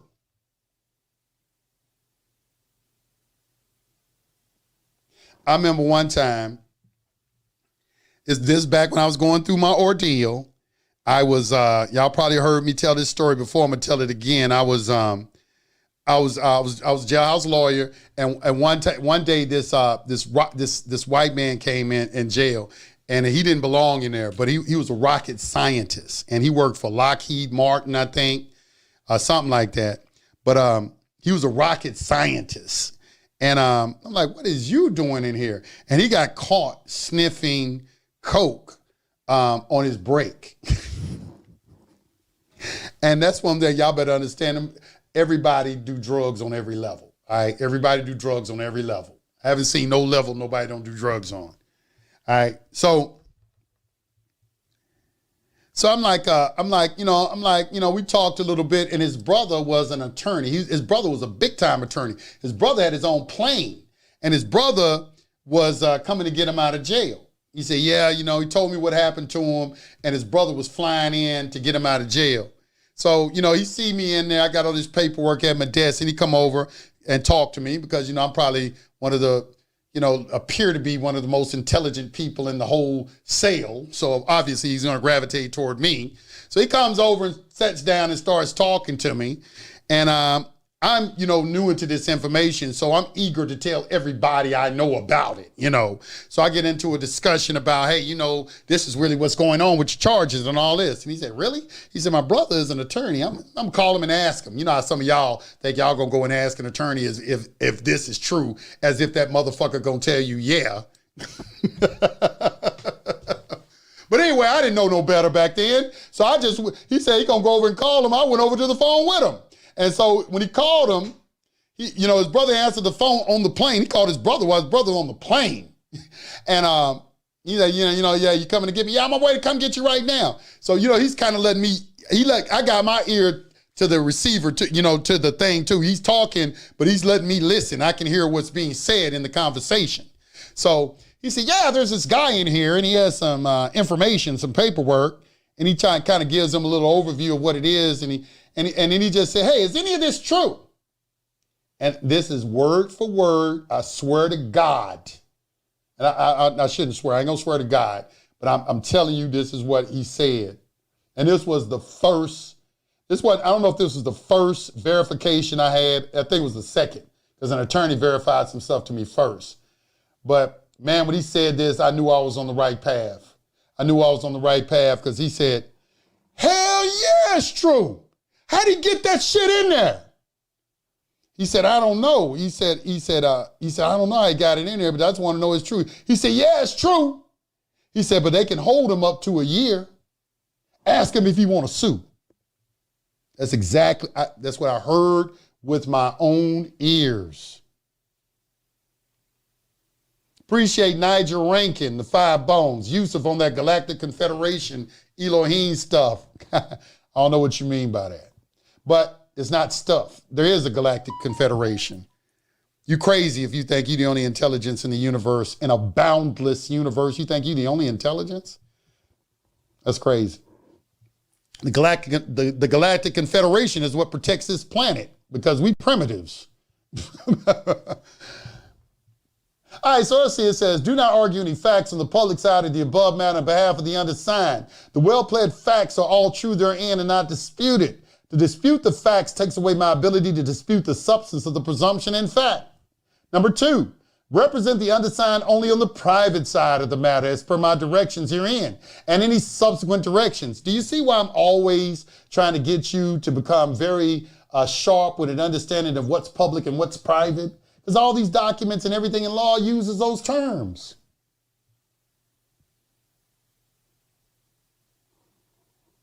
Number 3, secure for the undersigned a personal appearance bond. Another name for that is a recognizance bond. The attorneys know what it means. Secure for the undersigned a personal appearance bond or personal recognizance bond. Oh, there it is. Without public charge. What is a public charge? Public charge is when they tell you, I'm going to put you on bond, but you got to report, you got to piss, you got to, you can't do here, y'all that, putting conditions on the bond. That's public. That's a charge to you as it costs you your time. And every second you're getting closer to death. The problem with man is he thinks he has time. That was Buddha. You don't have as much time as you think you do. And here comes someone stealing some of it. That's why you put a fee schedule on their ass. I'm not against fee schedules. I'm not against fee schedules. Sometimes it can be very involving doing all that stuff, but hey, somebody pissed me off bad enough, I definitely put one on them. Because I'm going to put a lien on your ass. Lien on your ass. I'm going to do all the proper notices and everything too. Secure for the undersigned a personal appearance bond or personal recognizance bond without public charge and without public fees or costs, so that I can plead to the charging instrument as my remedy in this matter in law, not equity. It is my intent to plead guilty to the facts. You're not pleading guilty to the charges. You're not pleading guilty to their statutory jurisdiction. You're pleading guilty to the facts means I'm not going to argue the facts. I'm not here to argue. That's all guilty to the facts means. I'm not here to argue. Now, we need to get some other things clear first. I don't argue no facts. You can throw that to the side. Let's get into this nature and cause, and let's see what law we're going to apply to these facts. You have something called a confession and avoidance. Confession and avoidance. Write that down and look it up. Confession and avoidance.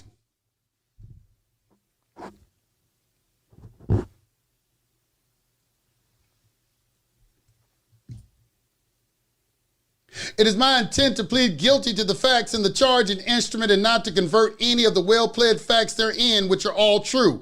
In return, I request that this court discharge the appearance bond to the undersigned at the termination and closure and settlement of this matter. I also request that any and all public or private costs, fees, charges, and restitution that might come out of this court as any orders in this matter be discharged by exchange of my exemption for settlement and closure, which I hereby authorize under exemption number blah, blah, blah. I request that any and all charging instruments, that's indictments, a charging instrument is an indictment, information, well, in Georgia, I know we got indictments, you got information and an accusation. I don't even know if accusations are constitutional. They claim they are. I don't know about that. I think that needs to be challenged in Georgia. I requested any, because being a jailhouse lawyer, I saw a lot of them. A lot of indictments look just like an indictment, but you got to look at the top and it don't say indictment. It says accusation. Putting that out there. I request that any and all charging instruments in this matter affecting the undersigned be accepted by you under your signature for and in behalf of the undersigned and returned to this court for settlement and closure forthwith. If my signature is required on the acceptance, I request that these instruments be delivered to me forthwith for my signature. I request that you direct that these signed and noted instruments be filed on the public side of the court's record. Now, you got something called the original matrix. Matrix. Write that down. That's a legal term. That's the original indictment, not the copy that they give you. If you ever get an opportunity to have that in your hand, you immediately do a banker's acceptance on it. And you request for it to be presented to you.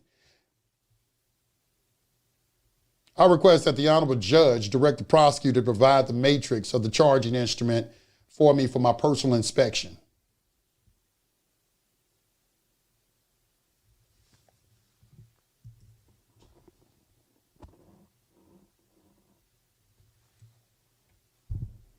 All right? So we're going to keep going.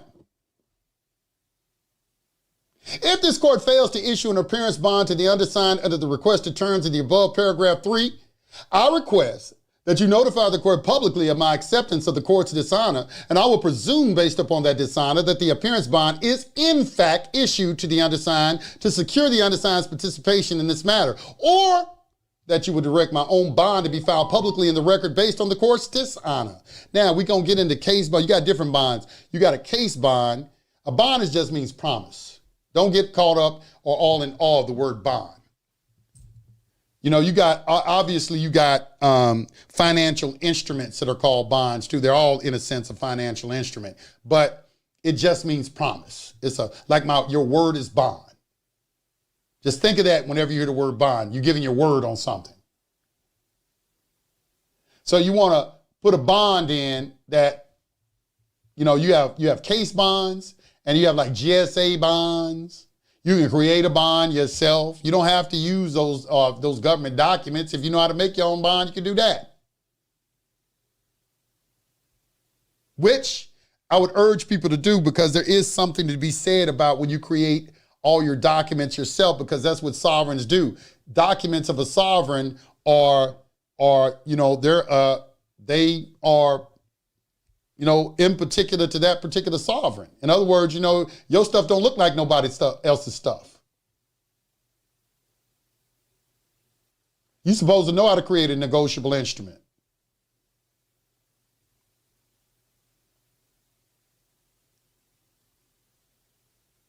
I'm not doing this for people to cookie cutter this and everybody do these processes. I'm doing this so you can understand this and learn how to put things in your own word. Because somebody who understood this is what they wrote. They wrote this. Somebody wrote this based off their level of understanding.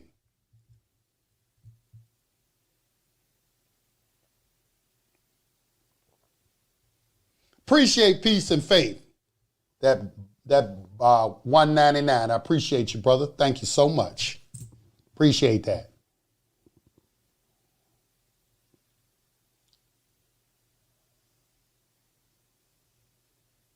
If this court fails to issue an appearance bond to the undersigned under the terms of the above paragraph 3, I request that you notify the court publicly of my acceptance of the court's dishonor, and I will presume, based upon that dishonor, that the appearance bond is in fact issued to the undersigned to secure the undersigned's participation in this matter, or that you would direct my own bond to be filed publicly in the record based on the court's dishonor. Notice we have the words honor and dishonor going back and forth.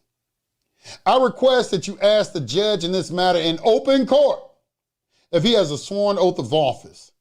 And if he answers in the affirmative, I further request that you ask the judge in this matter to publicly take judicial notice of the oath of office of the judge in this matter to provide me a remedy at law. Now, this is based on the fact that you're establishing a contract with the judge,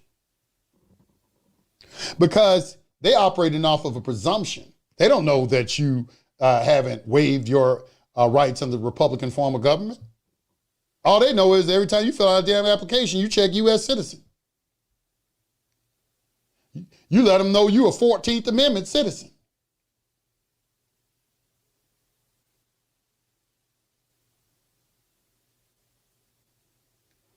There is no word original matrix. The word is mate. I'm gonna look it up in a minute.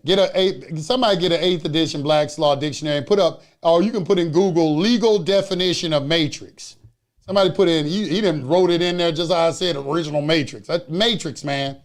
Just put in legal definition of matrix in Google.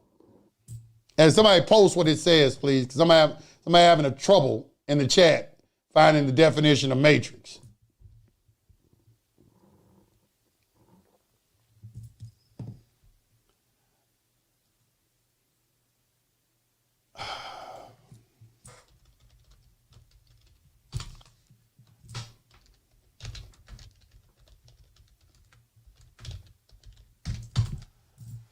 In civil law, a matrix is the original legal document for which all copies are made.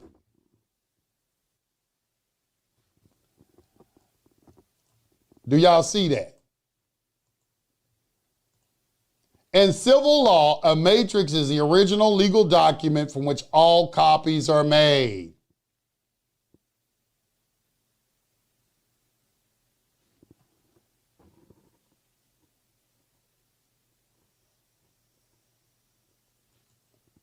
All right.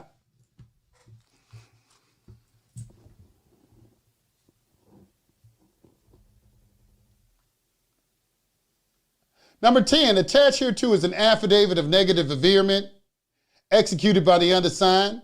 I request that you forthwith cause the original affidavit to be filed into the court on the public side of the record with the acceptances for value and returns for value discussed in paragraph 7, so that the court will have the benefit of the old common law pleading of confession and avoidance. There it is. Did you write that down? Confession and avoidance?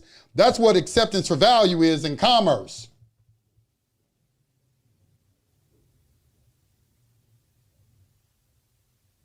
Don't y'all learn so much on this channel? Like, wow, I didn't know matrix meant that. There's a legal term called matrix. Yes. Yes. Number 12, I request that you direct the court to take mandatory judicial notice of the documents the state acquired from, listing the evidence that the state might have in its possession that provides true facts to the proceedings, to rebut any assumptions, presumptions, or conclusions in the charging instrument. I do not expect that your kind services be provided without consideration Please provide me with an invoice so that I may accept and return said invoice for value and direct that the exemption of the straw man be used as consideration in exchange for these services. Now,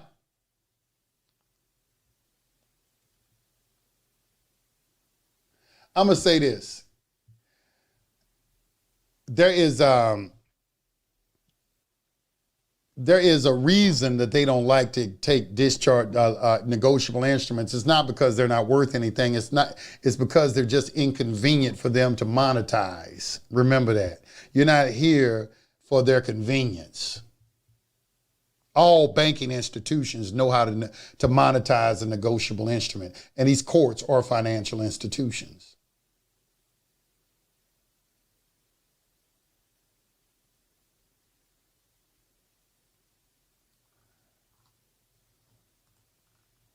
I request that any of the service that you perform for the undersigned in this matter be approved by the undersigned before said performance be undertaken. And that is the letter of rogatory. That's one letter of rogatory. We're going to look at another one.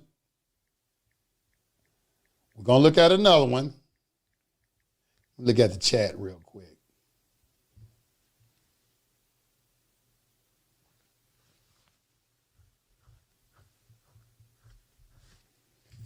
Nigel Rankin, I appreciate it. I agree. The letter of rogatory, the Galactic Confederation, letter of law and spirit of the law, all real. Okay.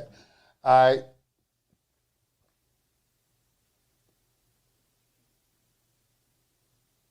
He said, if the term United States in the citizenship clause of the 14th Amendment means the several states, it don't mean the several states on the Union. It don't mean the 14th Amendment citizen is a federal citizenship. You can go read Susan B. Anthony versus the United States and read about it. 14th Amendment there was no such thing as the United States citizen until the 14th Amendment. So how could it mean the several states? It was the 14th Amendment citizenship was created for newly freed blacks because they didn't have state citizenship as a result of the Dred Scott decision. So after that decision, they had the War Amendments, the 13th, 14th, and 15th Amendments. That citizenship was originally for newly freed black. That's why the Moors don't want to be called black. That's not your nationality, brother. We were already over here. We not none of them freed niggas from West Africa. That's why they constantly saying that. That's why they saying that. Like, they ain't us. Y'all talking about some freed niggas, but you're not talking about us. We not them. We the nobles. I kind of take offense to that sometimes, brothers, because we all come from the same family. But I do understand the spirit of what they're trying to say, though. I understand in spirit what it is they're trying to say. Brother L, can you elaborate on the Galactic Confederation? Not right now, but yes, I can. Yes, I can. You can start by watching Star Trek. You really want to get that? Where do you think that came from? Start by watching that. I appreciate the 10 bones. Skyscraper entity, I guess. And the big baller, major baller. Roll through. I was waiting for it. The la. I appreciate that. Member for 2 months. I appreciate you. I'm keep going. I know y'all enjoying this tonight. I'm in rare form tonight. I'm feeling good. I done lost 20 pounds. I shouldn't tell y'all because I ain't gonna ruin my progress because I've been going. That's what y'all hearing. Notice y'all ain't hearing me stutter or anything like that because I'm clean, mind clear. This is what it sounds like when I'm operating on all cylinders. Man, stay away from that processed food. And I want to say this. What is it? Yahi Awakening. I think that's his name, the brother. Forgive me for mispronouncing your name. I haven't really said your name enough to pronounce it correctly. But I have crowned you the second coming of Dr. Sabi, brother. I think you have earned it. I saw your little video on that oil of oregano. And let me tell you something, man, I got a cabinet full of stuff and I feel like I found the answer. Oil of oregano. Oil of oregano. Yes, will you have access to currency circulator? A lot of our members, yes, they will. All of you are. And it's going to be coming out very soon. Yes, you are. As a member, yes, you will be. All right, let me finish this, y'all. Let me finish this. Let's look at this note. Okay, note that with the above letter of rogatory, you are sending the original to the appointed attorney for the straw man. Remember, it goes to your attorney. Now, let me tell you something also. If your attorney has not spoke to you, when you send him this, he's going to call you. What the fuck is this? Who told you? And you'll get this. You'll probably get this. Who taught you this?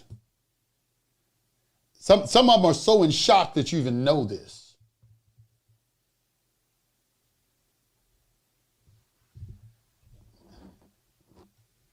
I'm gonna get that burdock root too. I'm reading it. That burdock root. I'm serious about I got some black seed oil. I take that too. But that oil of oregano, man, my whole body just felt different after that, man. And I'm losing weight every day. I do the same thing every day now. I go to the grocery store. I don't go shopping at the grocery store.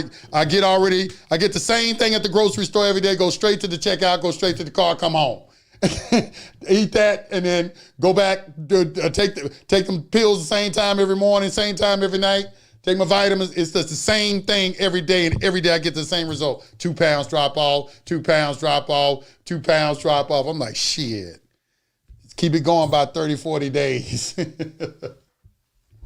Black seed oil saved my body so good. It is. Take care of your health, man. Your health is important in this, man. Y'all try to do these processes and forget there are other variables that contribute to the success of your process. It's mental, spiritual, and physical. You gotta develop all three at the same time. You can't neglect either of those. All right? He said there is a reason for this. The proper pleading is a confession and avoidance. This is an old common law pleading. The confession is essentially the acceptance for value in return for value. The avoidance is the evidence in fact that your new attorney buddy will put before the court to avoid the assumptions and presumptions and conclusions of law and fact upon which the equity court is relying in good faith, along with your ignorance, to find your straw man guilty of the charges. Time does not permit a complete explanation of this process here. Now, there is in Creditors and their bonds, they give you a very thorough explanation of it in that document. And the thing about it is that you understand what he said, you're avoiding the assumptions. They operating off of presumptions, assumptions, and color of law. So you're doing a confession and avoidance, you're doing an acceptance, you're not arguing any facts. You're not trying to go to trial. Trial is to adjudicate facts. There's an argument.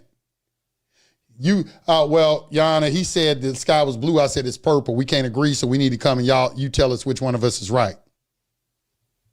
Well, Your Honor, he wants to keep the children on Friday and Saturday, but I want to keep them on Saturday and Sunday, and we can't come to an agreement like adults, so we need you to tell us what to do.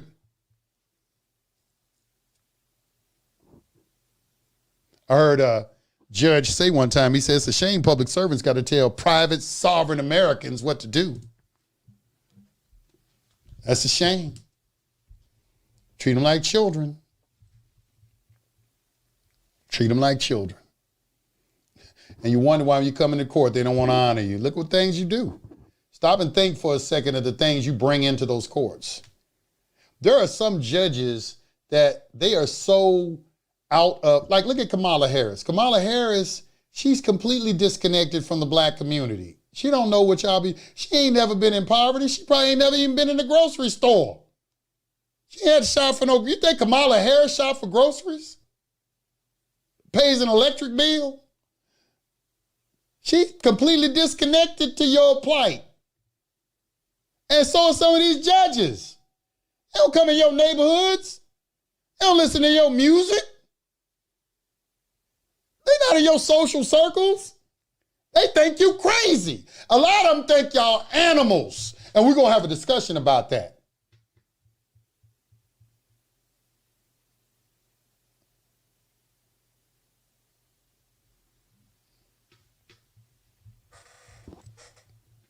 They ain't going to never.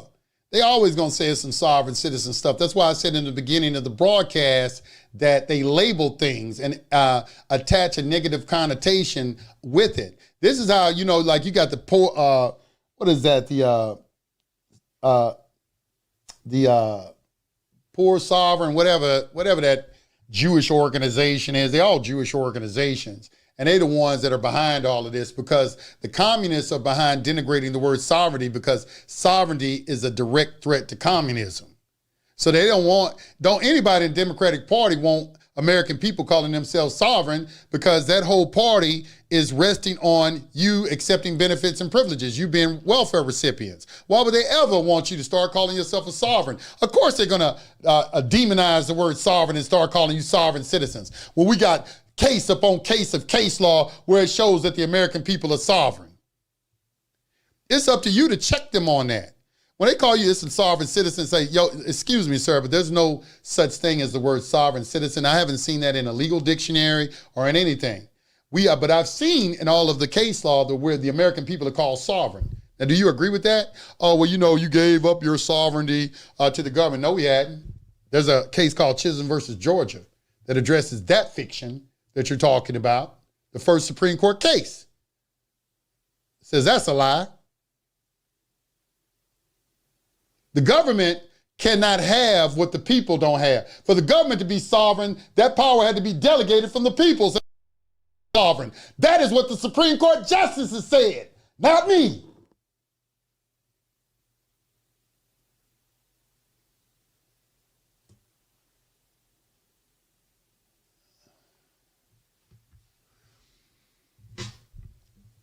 He's absolutely correct in the chat. Let's be clear, it's not what you know, it's what you can prove. Always have that in the back of your mind too. For a matter to be resolved, it must be expressed. But we're not arguing any facts. We're not arguing any facts.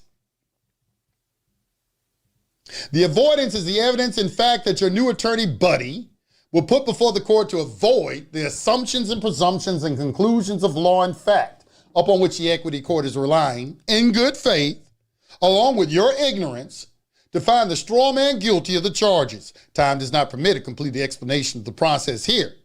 The copies of the letter rogatory to the judge, prosecuting attorney, and clerk may be sent by proof of mailing from post office or certified mail to that recipient of that receipt by them, so they can be brought forth as evidence in fact if necessary. You always send your correspondence with a notary presentment and certified mail, because the 3811 form is evidence and a notary certificate of service is evidence. And you have that with you and you file it in court. You'll be surprised how powerful that is, just filing it. Don't take it lightly what I'm saying. Everything, like the gentleman just said in chat, it's not what you know, it's what you can prove. So you have to be, first of all, established on the record to prove that you sent something to someone and what the contents of that correspondence was. That's what an administrative process does. It establishes evidence. It's an evidence gathering tool. You should read your rules of evidence in your jurisdiction. That's some just great time spent. Just go to your rules of evidence and start reading it. I think you'll find it very interesting. Reading rules of evidence is interesting to me. Note that, okay, so where are we going? It says the copies of the letter, okay, I already got that. It says, if the appointed attorney carries out the draft request of the letter rogatory, he has indeed carried out his duties for which he as an appointed officer of the court. If he does not carry out his duties, then the clerk, the judge, and the prosecutor are witnesses that he is incompetent and violated all his oaths and duties for which he joined the bar, the foreign court officer's roster. That's why when you give him this letter of rogatory, you don't play no games with him if you decide to do this. You got to understand that your freedom is what's on the line. That attorney, once you found guilty and they put handcuffs on you and walk you through that door, you ain't going to see or hear from him again. He's going to take all that money that you paid him and he's going to buy him some coke, and then he's going to buy us some tickets down to Mexico, and he's going to get him a piece of pussy, and he's going to spend 2 weeks down there celebrating off your money while you sitting in a jail cell.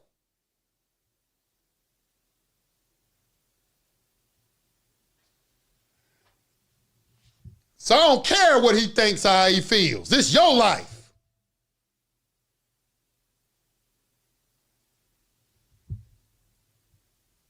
So when you present it to him, I can't do this. I'm going to say, okay, well, I need you to put in a notice of entry of appearance in on the record and put on record why you're refusing to follow my instructions. And then when I get in courtroom and I'm sitting next to him, I'm going to give him one more chance. I'm going to say, okay, we here. Are you going to read my letter into the record? Nah, I can't really do that. I'm not going to be able to do that.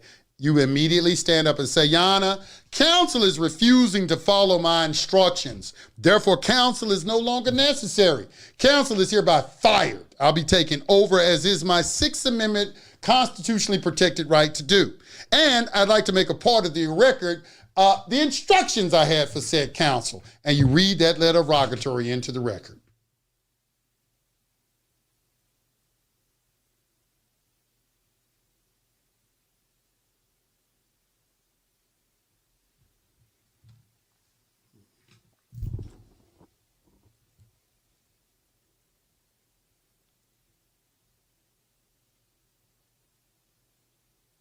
Furthermore, the clerk, the judge, the prosecutor, and the attorney have all taken oaths to make sure the attorney does his job.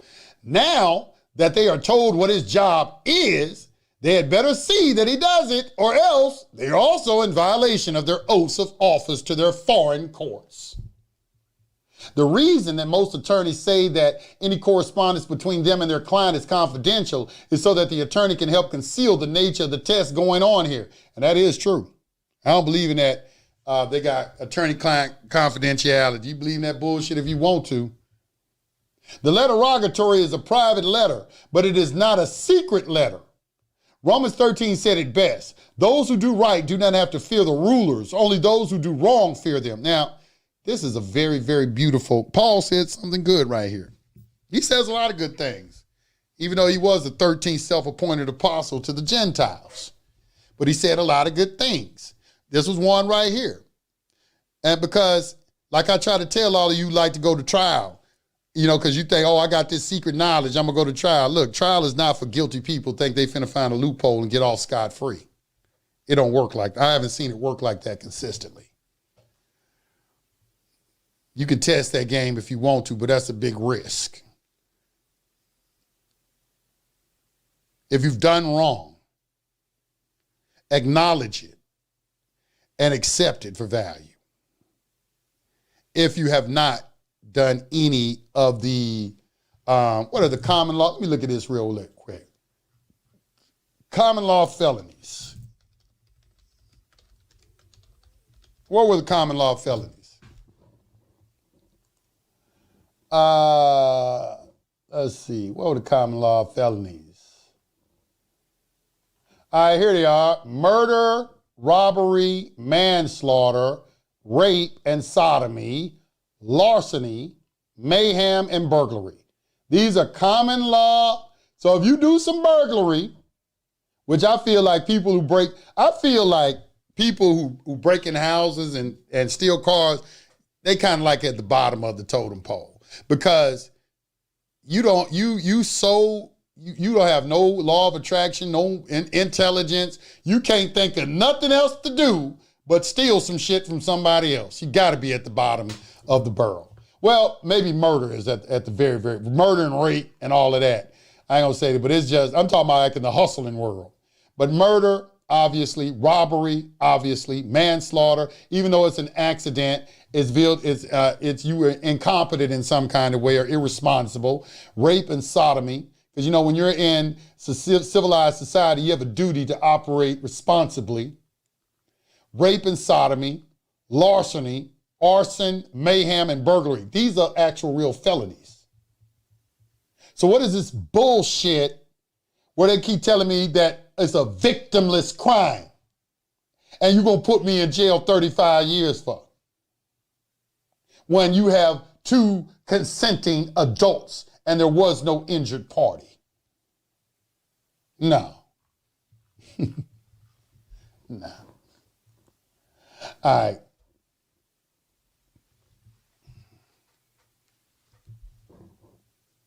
However, I'm going to say this.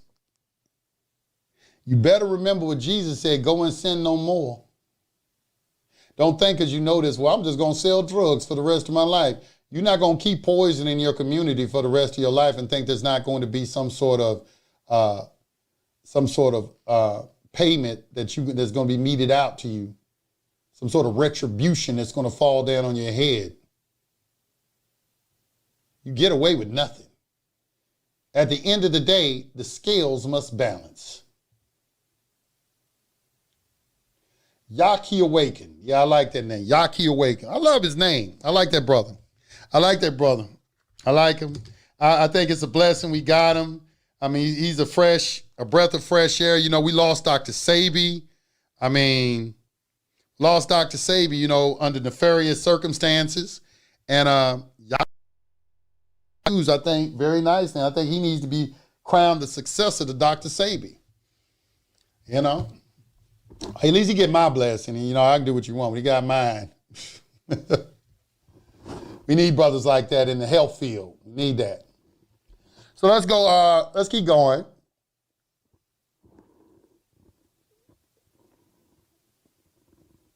I need to try to get him on the show and interview. I used to do shows just on health and interview health people. I need to go back to doing that again, just interviewing, just doing shit, because I didn't do all shows just on commerce, and I did shows and interview guests. We talk about health, we talk about spirituality, we talk about a lot of different things, not just, you know, just commerce every time I came on. I think I'm gonna go back to that too. But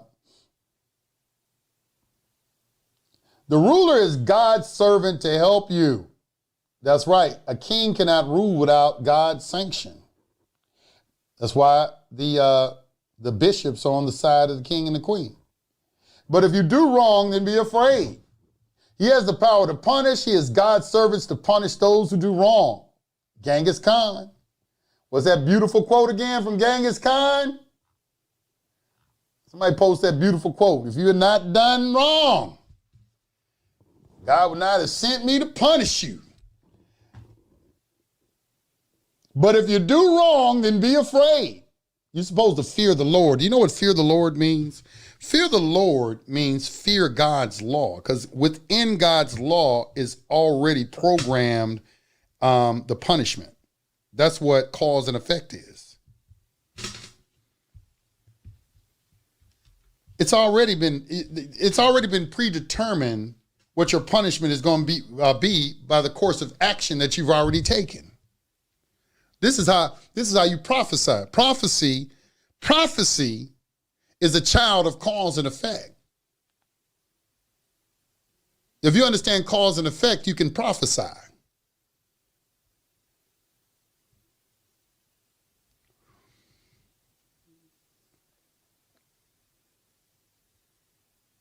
Because God is the same yesterday, today, and tomorrow. And order is a product of cause and effect. That's the reason the universe is in order, because we have cause and effect. The reason you can have a mentor, do what I'll do and you'll get what I get. Follow my footsteps and you'll arrive at the same destination I arrived at. Do as I do, not as I say. Cause and effect.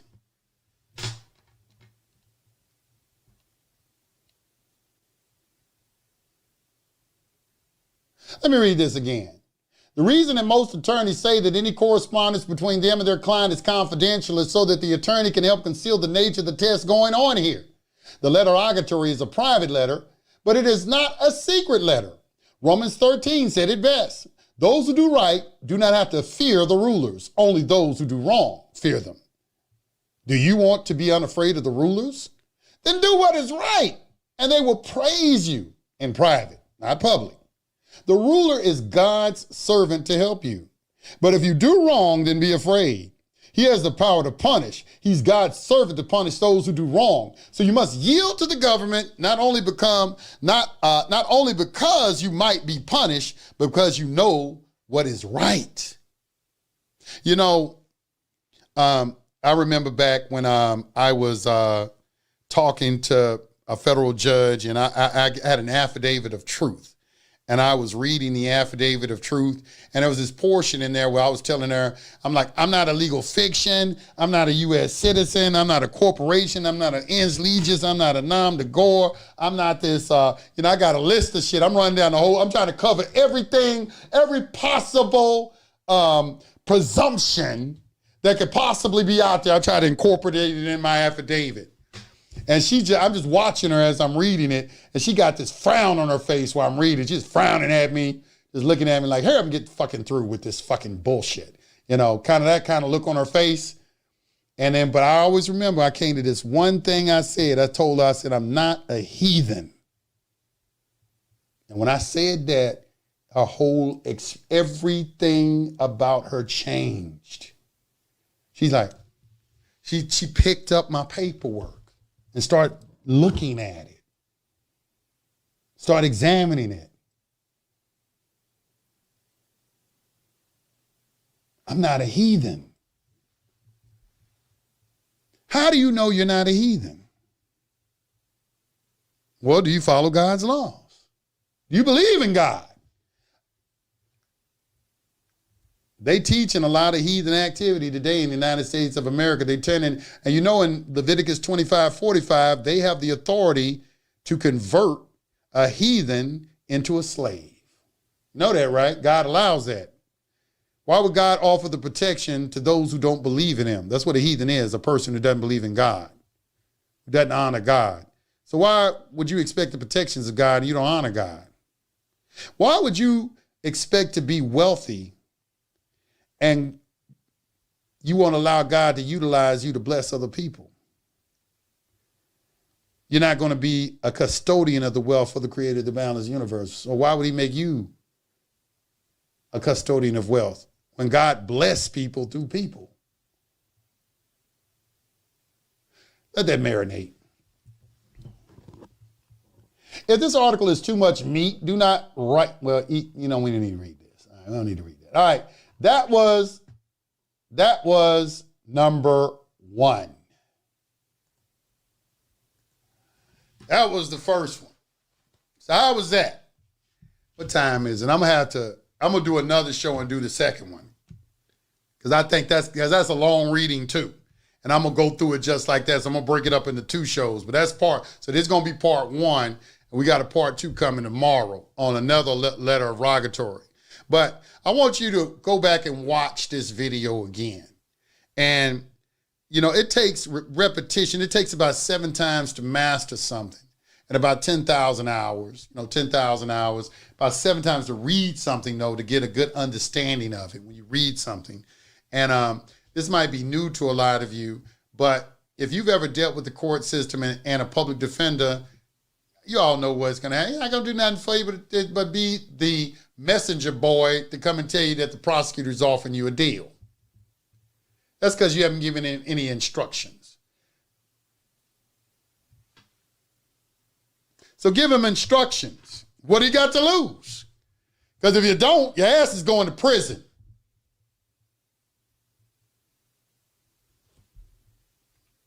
What is the alternative? Go to trial with a public defender?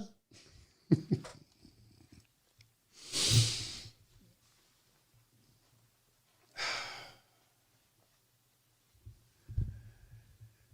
don't know about that. All right, y'all. So let me see what we got going on in the chat. I appreciate Young Riley, the 199 bone. Appreciate that. Appreciate that. Happy New Year to you too. Happy New Year to all my listeners. I want y'all to know that I appreciate everyone. I'm still amazed at sometimes all the number of people that follow me. I just want you to know I have so much gratitude for all of you. And I believe this. I still read every day. Look up words every day. I'm still studying. I still study my ass off because I feel like if I'm not doing what I'm supposed to be doing, I'm letting you down. I feel like I'm not worthy of that membership I might not be teaching class every night because it's a lot, with the things that I do. And man, I'll be exhausted. I'm trying to get people in to help me. And it's hard because there's not a lot of people on my level. You know what I'm saying? So, and everybody wants to hear me speak. And I just want y'all to, just understand that I am a human being.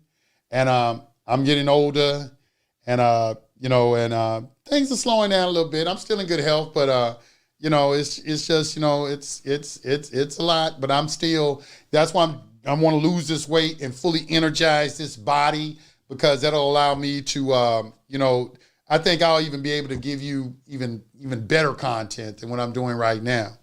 And so I'm going to stay, God willing, I'll stay on this course of action and reach my desired result. Is it use if you thought on getting public servants oath of office, then getting them notarized and sending them to the Attorney General and then recording them in a case effective?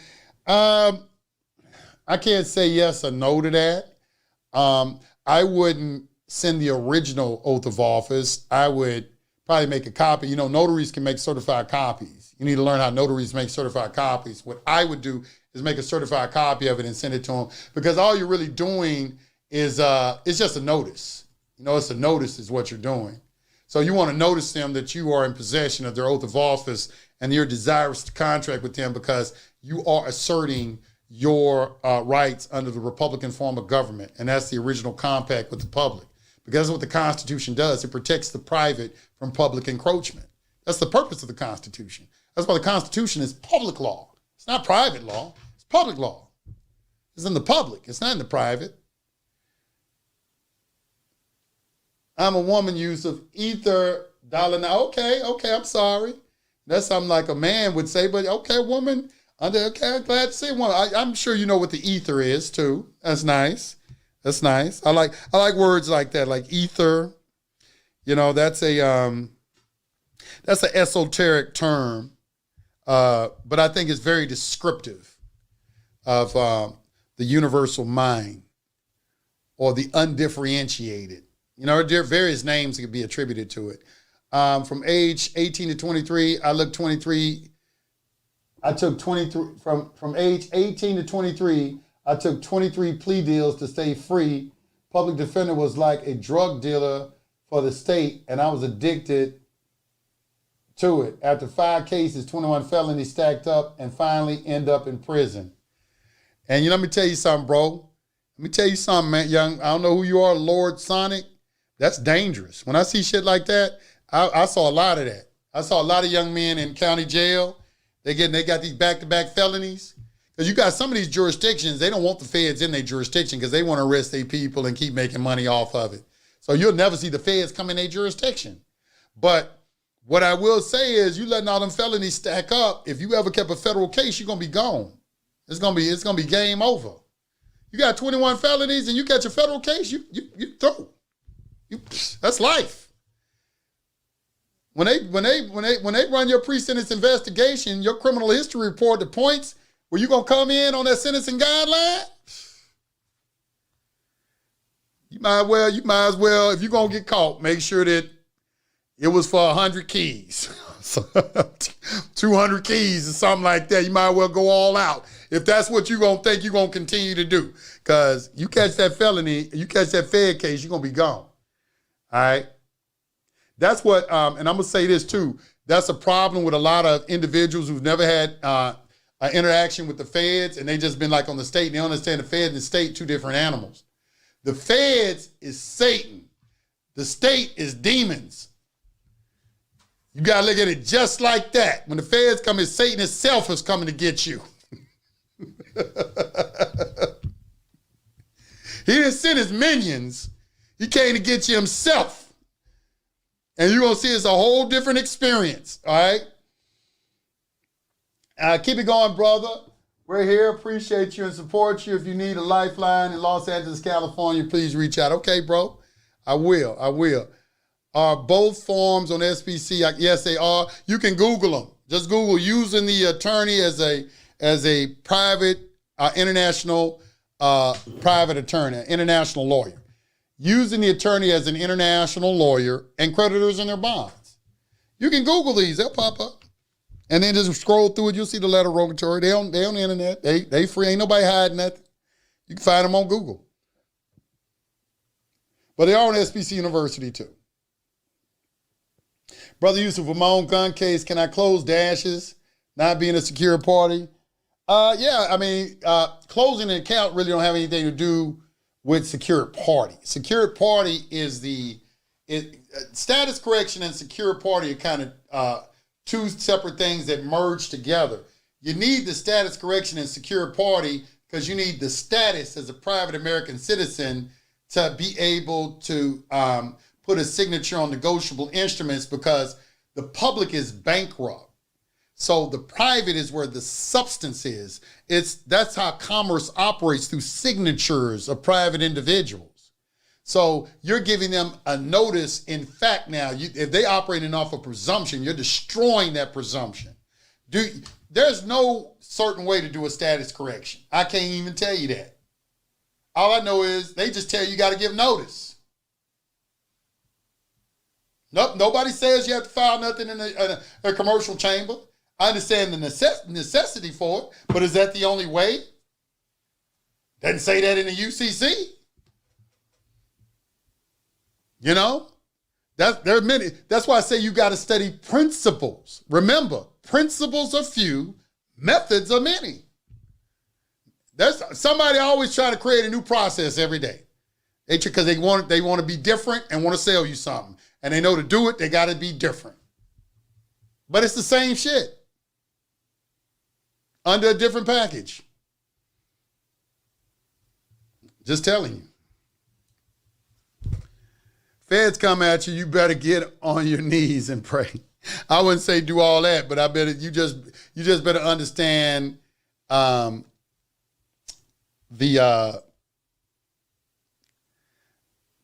better understand that, the whole, how big the situation is. Let's see, Wallace, it's because crime pays very well. I don't know if crime pays very well. I don't think crime pays very well because you don't get away with nothing. The universe is about balancement. You think it pays well. That's why in the Bible it tells you don't honor the criminal or the evil person, because it looks like they're enjoying everything for right now. Don't get into that. Define tyranny. $10. Appreciate the 10 bones. Appreciate all your energy usage. You're welcome. You are very, very welcome. You're very, very welcome. Let's see. Yeah, stop using that Social Security number. Just stop accepting benefits and privileges. That's how you stop using the Social Security number. You stop using the Social Security number by stop accepting benefits and privileges. Thank you, brother. Just want to get off the home detention and move around and certainly do the process. Thanks again. Home detention is incarceration. Any kind of probation is incarceration. Remember that. You're still incarcerated, even if you're on probation. You can do a habeas corpus and test the constitutionality of your confinement on probation. You can do that. Yusuf, a commercial truck driver, can you break that down on how to be in the private but still drive in the public or entertainment? Commercial license is good to have in the space. Look, let me say this real quick. A very, very good question, by the way. Let me say that first and foremost. I don't want to demonize the public. Remember, there are two sides to everything. They're just two sides of a different coin. There's no good or evil associated with public or private. Really, if you really want me to get down to the brass tacks of it, we're just really talking about taxes. Are you going to pay taxes or not? Because a criminal case is a tax. Everything is tax in the public. Everything is accepting some benefits and privileges. That's how they got jurisdiction over you. So a commercial driver's license is a benefit and a privilege. Okay, so your tax is a tax associated with that. And in the private, there is no tax associated with that. Approach it as a businessman. All right, don't get into a whole bunch of other shit. Say, okay, I know I have a commercial driver's license, but my assets, I'm going to start shifting from the public into the private. I'm gonna take my home and put it in a trust. I'm gonna take my automobile and put it in a trust, or a LLC or something like that. You're gonna start shifting things out of your Social Security number. Now, you're still accepting benefits and privileges in your trade. You are, but you will start to see, as you gradually start doing this, how you can start to shift from that public into that private. You'll see it, you'll start to understand it, and you'll just naturally, okay, I see how I need to go about this. Once it becomes clear to you what's going on, you'll know what action to take that is best for you. Yeah, what's best for me might not necessarily be best for you. This ain't just some cookie cutter process. I was a convicted felon. You may not be. You know what I'm saying? You probably don't need the same things that I need. You may be able to get a become a participant in the DTC. I may not be able to. You know, it's just things like that. You can't look at the things that apply to me as they apply to you. So a lot of things I did out of necessity. I had to do it out of necessity. You may not have to do it out. You know, let me tell you this, and I'm going to say this for all the convicted felons out there. I'm going to say this for all the convicted felons out there, and I want you to listen to this. You hear convicted felons talking about how hard it is to get a job. I used to hear that. You know, I used to hear that. And I didn't think much about it until I found myself in that position. And I remember, I'm going to tell you the story. My first, you know, I went looking, you know, before I got released on probation, you know, they were telling me, you know, hey, you got to tell your employees the truth. They're going to get tax credits for hiring convicted felons. This is what they tell you. This the lie they tell you when they send you out there. Because they really want recidivism. All the information that they're giving you is to get your ass back in prison. They ain't finna tell you nothing that's going to keep you free. You had to figure that out first. So you telling these people, you know, I remember the first time I applied for this job and I had to take a test for the job and I scored higher than all the other applicants. So they called me, they were very excited. Oh, Mr. Jones, you know, we just got your results back. You're the highest scoring applicant. We want to conduct a second interview with you if you could come in on such and such day. Bring your resume.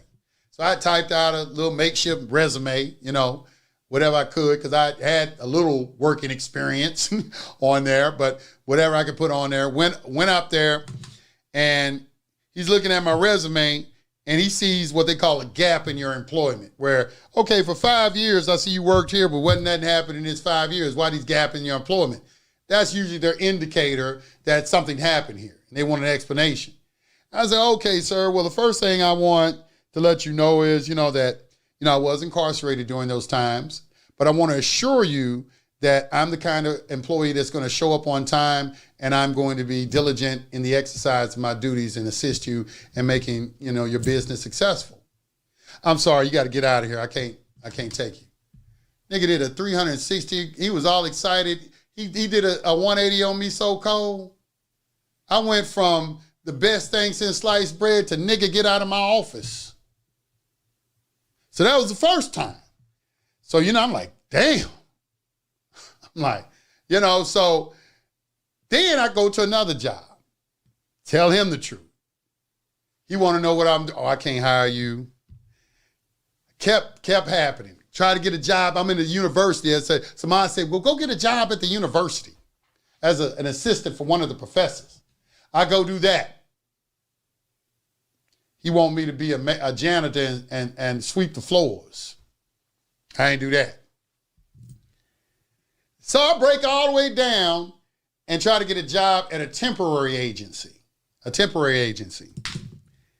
And before I get to it, on the door is a sign that says, if you ever been convicted of a felony, don't even bother applying. The owner happened to be coming out, and I cussed his ass out. He was a black man too. I cussed his ass out, bitch ass nigga, and I started cussing. He got afraid. He didn't know what I was cussing him out for. I just cussed him out. I was so frustrated because doors were being slammed in my face at every turn. It was like, I even tried to be a bus driver, but you could not have had a traffic ticket in 8 years. No ticket whatsoever, nothing on your driving record. You to drive a school bus, you can't have nothing on your driving record. Nothing in 8 years. No tickets, nothing. And so I just felt like, damn, these people trying to get me to become a janitor. That's what it looked like. I'm like, damn, these people want me to take out trash and be a janitor. I'm like, fuck that. So in my mind, I visualized having a grenade in my hand. And behind me was a bridge that led from me, and on the other side of the bridge was jobs. And I took that shit and threw it over my shoulder and visualized myself blowing that motherfucker to smithereens. And I never looked for a job ever again.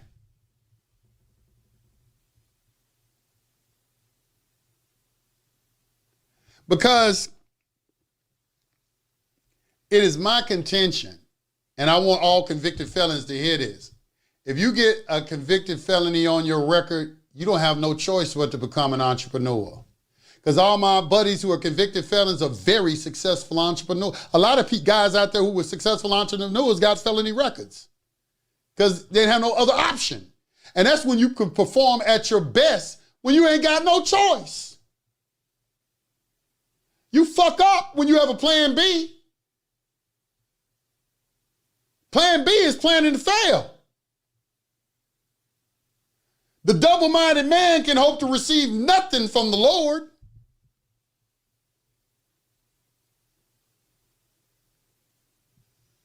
Appreciate that, BB Cashy. That 9 to the 9th power of 9. I appreciate that. I appreciate that. I appreciate that. I appreciate that. But I just wanted to put that message out there to you. And what I did after that, I started studying real estate. First, I started looking at real estate. I didn't have any money, so I looked at all the different ways. I looked at subject to. I looked at lease options. I looked at, rehabbing. I looked at, it's about 8 different things I looked at as far as, taxes, notes, note trading, all kind of things. And I came across vacant houses. And I started looking for vacant houses, and I learned how to do, and what I did was, the first thing I did, I'm going to tell you how I did it, what I did. I didn't even have an automobile. The first thing I did is I taught myself how to do a comparative market analysis. On houses. I taught myself how to do that. And then I taught myself the after repair value formula, got that formula down. And then what I did was I started calling out and getting free estimates on things from the houses that I was looking at. I was getting free estimates. Like if it had a hazmat, like, mold, I call somebody out. I listen to him. He teach me all about it. Put it on a new roof, call him out. I go up into the roof with him.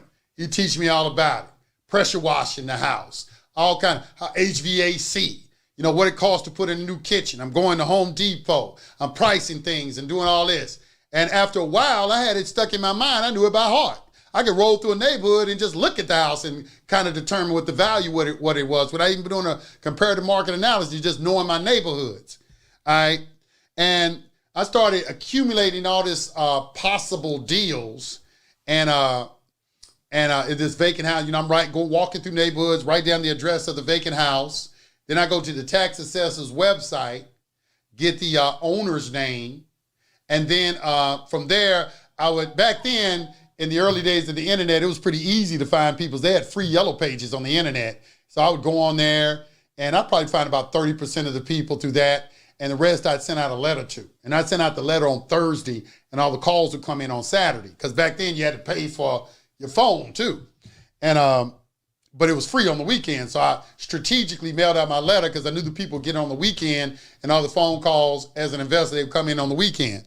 So I kept doing this and finally got my first deal where I flipped a house and made about $5,000 doing an assignment of contract on a deal. And maybe I'll do a webinar on one day to show y'all how to do that.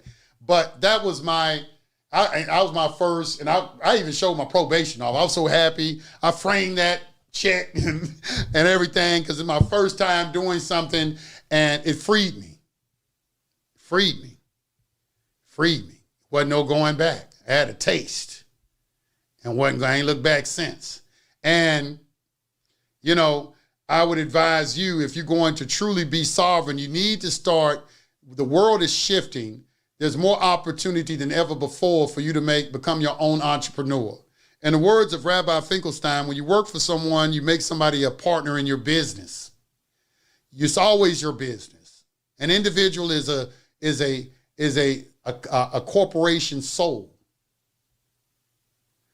It's a corporate entity. A social security number is for a corporate entity. That's why it has 9 digits like an EIN number. They just make you think they're different. They just both tracking numbers. Corporate entity. So you're in business whether you think so or not. You're just allowing somebody else to determine what your income is because you don't have enough faith in yourself to determine what your income is for yourself. I always say working a job is like getting off drugs. I mean that. It's very, very similar. I've never been on drugs, so I don't know, but just seeing how I've had some habits that have been hard to break. I've had habits that have been hard to break. So I understand addiction, but I understand also the empowerment of breaking it. I've broken habits.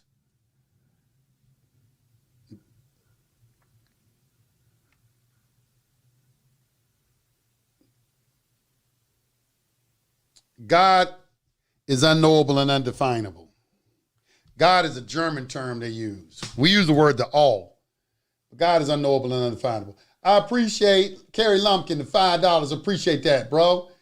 BBR Cash, he did 9 to the 99, what God made. I appreciate it. Look, I got to get off, y'all.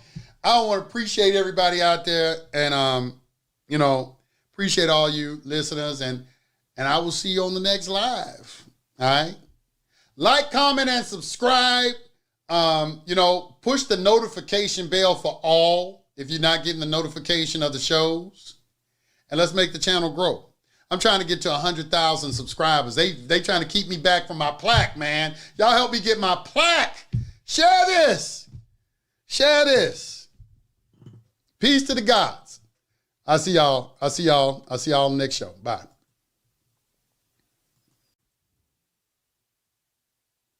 Okay. All right. I apologize for that. I want to apologize for earlier.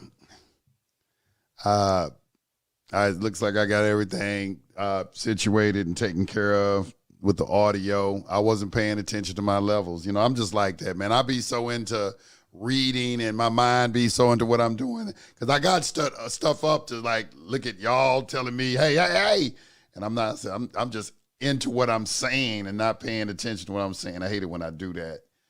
I got to pay more attention. I got to get me some. I got to get me some people. I'm gonna go open me a studio up and I'm gonna get me some engineers and things like that. It's time. I get some help, man. I'm sitting here. Let me see if this is good. I opened up 2 stores in 45 days. Oh my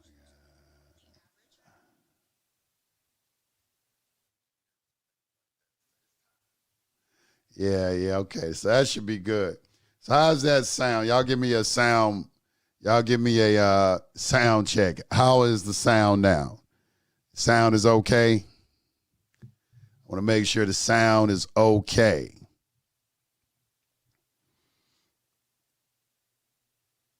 All right.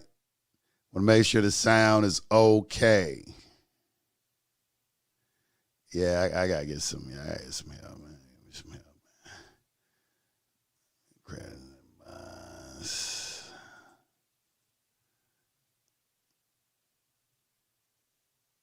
Okay, so I'm gonna run this back. I'm gonna run it back from the beginning.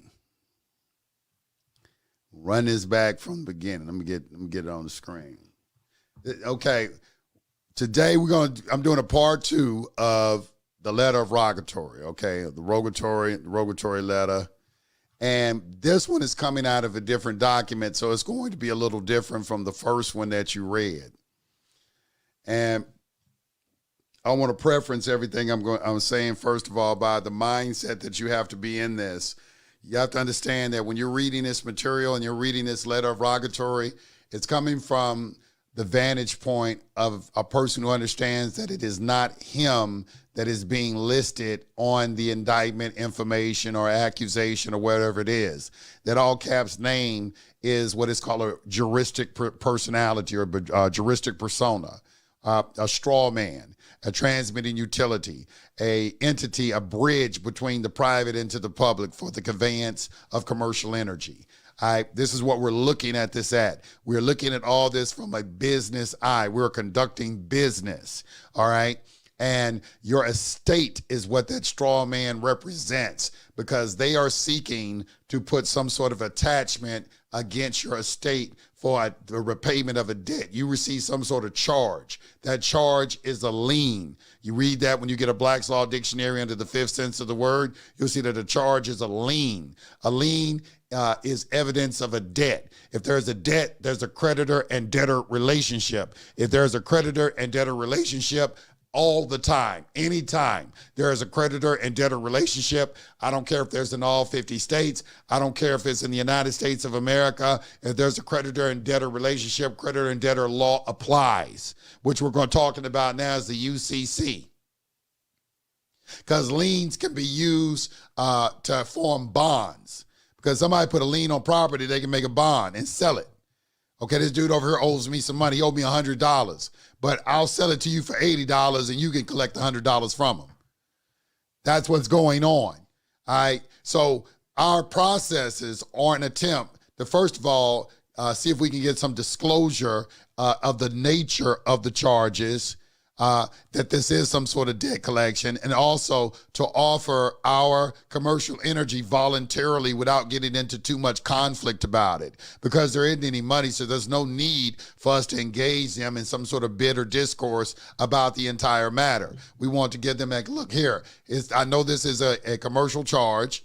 I have all the commercial energy because I'm a real living soul capable of performing labor. So if I put my name on a promissory note or a bond for some sort of future performance, I'm the only person on planet Earth that can do that. You government, you can't do that. Government doesn't create anything. You don't have any commercial energy. You get all your commercial energy out the full faith and credit of the United States, which derives that commercial energy from the people, the United States. All right, because we the ones that pay taxes, go out and pay, and build things and build roads and buildings and things like that. You don't do any of that. All right, so if I put my name on a bond, okay, you need to accept it. All right, but you don't want to do that because you don't want the people to know the real nature of the action. So when in a criminal action, which is really civil, they're going to give you an attorney. That attorney's job is to lead you astray, all right, to make you think it's something other than what it is. But we're going to get a hold of that from the very beginning. All right, we're going to give him some instructions. Now, this is only for public defenders who have been appointed by the court. You cannot use any of these processes for retained counsel. If you're going to retain counsel, you're telling everybody, you're signaling to the world that you're going to argue a case. All right, the number one thing we want to stay away from is from arguments. We don't want to traverse any of the charges. All right, so first and foremost, I'm going to read this coming out of Creditors and their bonds. And this is going to explain of the role of the public defender. We got to get more understanding about these public defenders and exactly who they are, what it is that they're doing, and how we can control the situation. Now, if there is a court involved, the judge may appoint a public defender for the defendant. You are not the defendant. The straw man named on the presentment was chosen to be the defendant. And we know that a presentment is an indictment. In this case, we're talking about the indictment, information, or accusation. It's a commercial instrument. That's what a presentment is when you look it up. There's two definitions of presentment. When you do a presentment for a grand jury and when you do a presentment for payment at a bank. You're going to find out that a lot of these words that they utilize have a dual meaning. And that's another reason we want to know the nature of the action, because we got to know what definitions to attach to the jurisdiction. If we are in a commercial jurisdiction, all the words have a commercial meaning attached to it. So if there's a court involved, the judge may appoint a public defender for the defendant. You are not the defendant. The straw man named on the presentment was chosen to be the defendant. Remember rule number 1, the public and the private can never be mixed. All right, you can never mix public and private. They don't ever mix them, don't you ever mix them. You have to remember that rule. Public and private doesn't mix. You can leave the private and come into the public, and they can leave the public and come into the private, but the two don't mix. If you are conducting business in the public, then you're doing it under the public rules, not your rules. They can't do it and you can't do it. They don't ever mix them, so be careful you don't either. If the defendant has a public defender, this is good. When the prosecutor signs the complaint, verifying it, and his signature is notarized, he is taking on the liability that may follow in the event it is discovered the complaint is not valid. He is taking a chance because at this point, he is the only attorney of record. He has filed a form of notice of appearance by filing the complaint or filing the grand jury indictment. He technically represents the defendant until someone takes his place. He's counted on someone appearing in this case to defend against the complaint. If that doesn't happen, he is the responsible party and liable for all the cost paid for in the complaint or associated with the statute violation. If that does not happen, he's off the hook. Almost 100% of the time, that is what happens. He's pretty safe taking this chance. Usually, the straw man named on the complaint gets a good attorney to defend him. That means the defense attorney is taking on the liability, right? Not so fast. He does not take on the liability until he signs a notice of appearance and files it in the clerk's file for that case. Once he is the attorney of record for the defense, he is on the hook. Now, let's explain this paragraph because it's chock full with a lot of important information that once you kind of understand it, you can look at your case and see what's going on when you start examining the record. First of all, you have to understand what a notice of entry of appearance is. All right. And I think at this time we're going to pause and we need to take some time to actually look up that word and see what a notice of entry of appearance is, because a lot of people don't have the proper understanding of what a notice, when you make an appearance. What is an appearance? So we're going to go over to our law library and we are going to get a law book and pull it off the shelf. We're going to roll with blacks, all right? And we're going to let's go to the 9th edition, and then we're going to go to the ends right here. It might be under, wait a minute, let me go to appearance. It might be under appearance.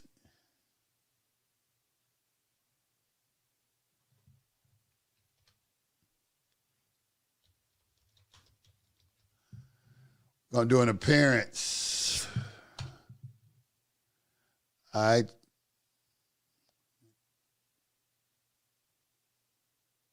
Appearance. All right, right here. Appearance. Procedure. A coming into court as a party or an interested person, or as the lawyer on behalf of a party or interested person. Especially a defendant's act.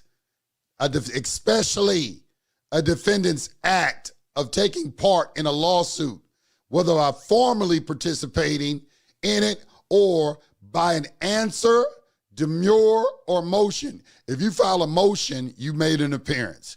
If you file a demur, you made an appearance. If you answer, if the judge asks you a question and you answer, what is your name? You made an appearance. Or by taking post-judgment steps in the lawsuit in either the trial court or the appellate court. Now, you're really going to get some good insight in reading the expert commentary on this right here. Now, it says, the English courts did not, until modern times, claim jurisdiction over the person of the defendant merely by service or summons upon him.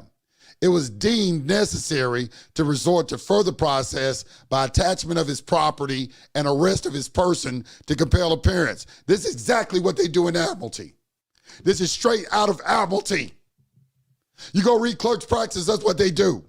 They attach your property, which they're supposed to be put in like a replevin bond to the sheriff before they attach your property, and they force your appearance, and they may arrest you to do it. That's what they do.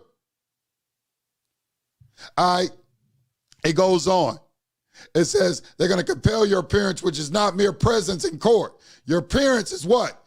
Your appearance is not mere presence in court, but some act by which a person who is sued submits himself to the authority and jurisdiction of the court. Any steps in the action, such as giving a bail upon arrest, operated as an appearance or submission. Y'all got to read these words and understand, because y'all go in there arguing, you don't have jurisdiction over me, and you already did some stuff to give them jurisdiction over you. And you're still arguing with these people, and you wonder why you lose, because you don't look up the meaning of words. You won't even use the dictionary. Won't even use the dictionary, man. Won't even use the dictionary. Oh. Hold on, I almost forgot this thing. Hold on, let me see this. Let me see this real quick. Oh, there it is. Y'all, I want to show y'all my new little toy and everything I got. Where is it at? What happened to it? Okay, first of all, how many seconds for?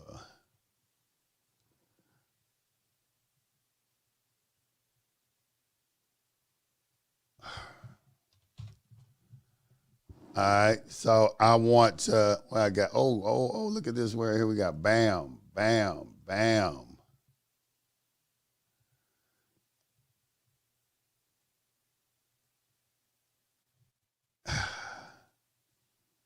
I'm going to do this. I'm going to do this like this. I'm going to do it.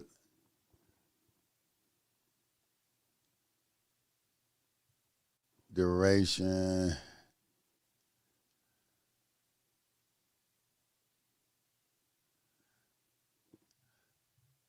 What happened to it? Okay. Did I get them all in there? Let's see. I want to show y'all my little thing I got. I almost forgot this thing, man. I almost forgot. Oh, there it is right there. Let me put my little title shot. There we go.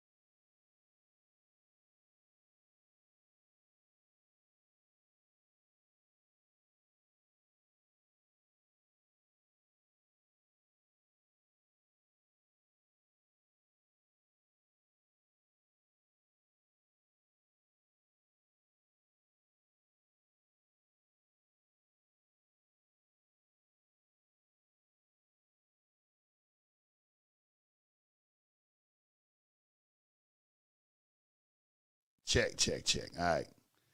I ain't messing with y'all. All right, y'all see I can put your little messages on the screen now. So I figured out what I was saying is I figured out how to do that. I figured out how to put the messages on the screen. So let's get back. Let me get back. Let me get back over and finish talking what I was talking about. So we were just talking about appearance. All right, so let's get back to this document. Let me do this right here. I got to make sure I'm watching y'all. Some shit jump off. Y'all be like, hey, we can't hear nothing.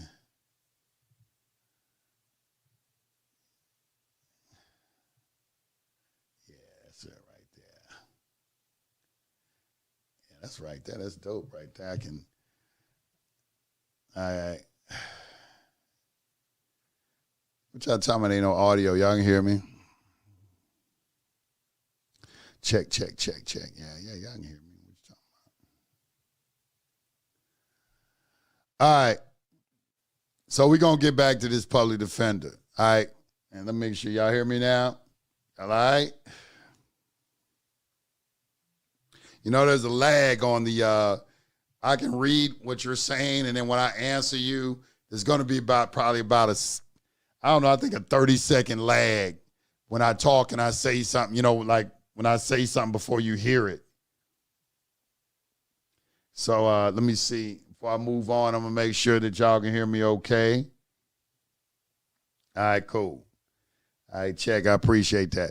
All right, so we're talking about this public defender again. So I'm going to go ahead and read this whole thing, and I'm just going to explain it to you. I'm just going to read the entire thing. I ain't going to stop, and then I'm going to come back, and I'm just going to explain the entire thing to you. I'm going to do it like that. All right? Okay, cool. Public defender. If there is a court involved, the judge may appoint a public defender for the defendant. You are not the defendant. The straw man named on the presentment was chosen to be the defendant. Remember rule number 1. The public and the private can never be mixed. They don't do it, and you can't do it. They don't ever mix them, so be careful you don't either. If the defendant has a public defender, this is good. When the prosecutor signs the complaint, verifying it, and the signature is notarized, he's taking on the liability that may follow in the event it is discovered the complaint is not valid. He's taking a chance because at that point, he's the only attorney of record.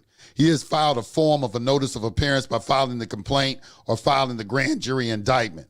We just read appearance, so you file anything, you're making an appearance. He technically represents the defendant until someone takes his place. He's counted on someone appearing in the case to defend against the complaint. If that doesn't happen, he's the responsible party and liable for all the cost. I want you to write that word down, cost, C-O-S-T-S, prayed for in the complaint or associated with the statute violation. If that does happen, he's off the hook. Almost 100% of the time, that is what happens. He's pretty safe taking that chance. Usually, the straw man named on the complaint gets a good attorney to defend him. That means the defense attorney is taking on the liability, right? Not so fast. He does not take on the liability until he signs a notice of appearance and files it in the clerk's file for that case. Once he's the attorney of record for the defense, he's on the hook.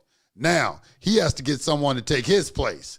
The likely taker on that position is the straw man named in the complaint, indictment, or traffic ticket. The straw man can't talk, so someone has to represent it. Usually, that is you, because you have a point to make, or a lesson to teach, or a testimony that will prove your case. Wrong choice. This is almost always the losing proposition. Really good off-point paperwork has been put into court for decades with a very low success rate. The only way to win is to let the state win. I love a win-win situation. Now, a lot of people don't like this process because you're acquiescing to the state. But when you understand the commercial nature of it and there isn't any money and that you are the source of the commercial energy, why are you arguing with them? It's your government. All they want is your signature on some documents.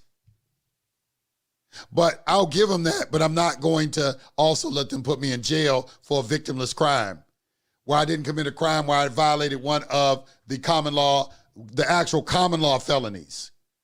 Not these made up bullshit felonies that they're making today. You can spit on the sidewalk and all of a sudden that's a felony and you can take my gun rights away from me. Not that. So usually they're able to get you because you're all excited. You think you're the smartest guy in the room and you want to prove to everyone how smart you are. So you want to go in there and argue the case. That's always the wrong proposition to take. Like he said, now off point is another word you need to write down, and the word on point. An on point argument means you're addressing the real issue. When you go in there arguing about you didn't do this and do that, that's off point argument, because that's not really what this is about. This is a debt collection. Now, how can you win and the state win at the same time? If you accept and return the presentment and exchange it for exemption for the discharge of the charges, the state gets the credits from your exemption and you get the discharge when you bond the case. That sounds easy, right? If the defense attorney can get you to act as the trustee for the straw man trust named on the complaint, the defense attorney is off the hook too.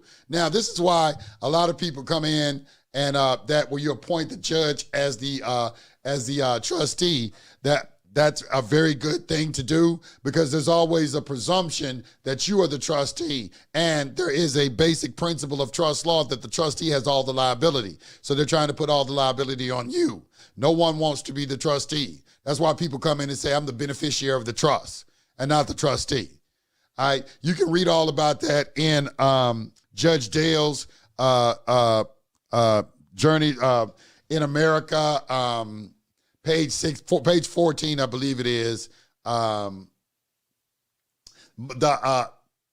The Matrix in the U.S. Constitution by Judge Dale on page 12 or 14 through 14. You're reading there where he's discussing how to appoint the judge as the trustee.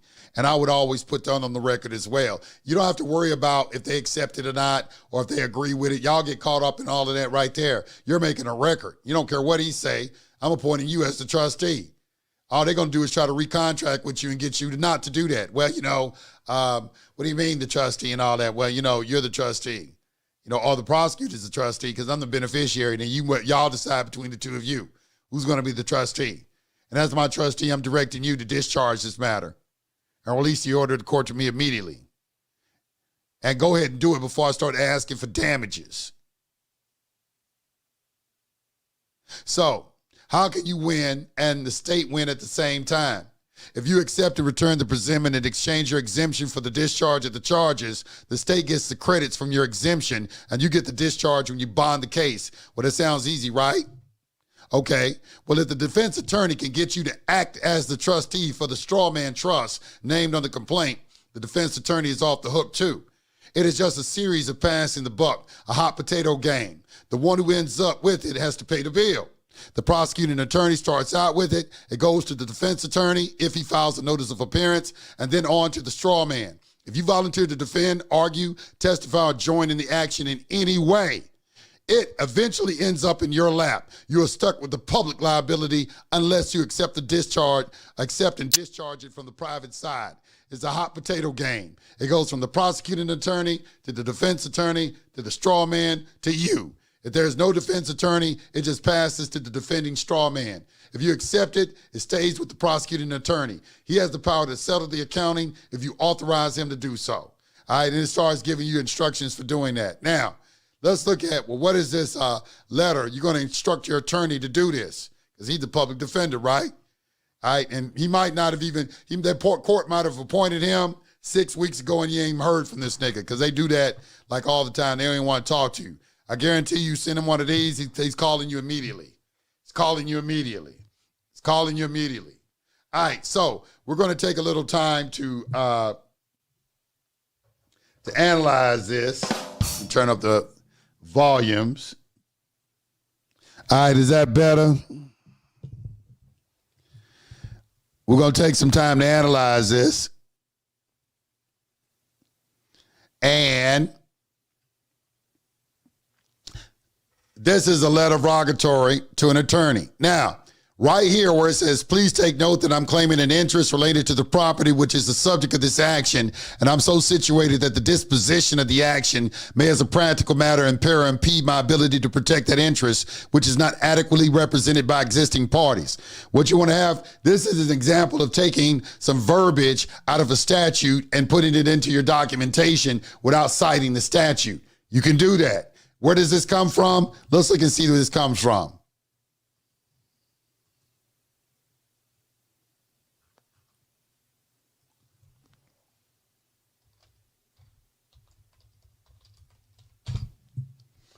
Intervention. Okay, right here. Intervention of right. On timely motion, the court may permit anyone to intervene who is given an unconditional right to intervene by a federal statute or claims an interest relating to the property or transaction that is the subject of the action and is so situated that disposing of the action may as a practical matter impair or impede the movant's ability to protect its interests unless existing parties adequately represent that interest.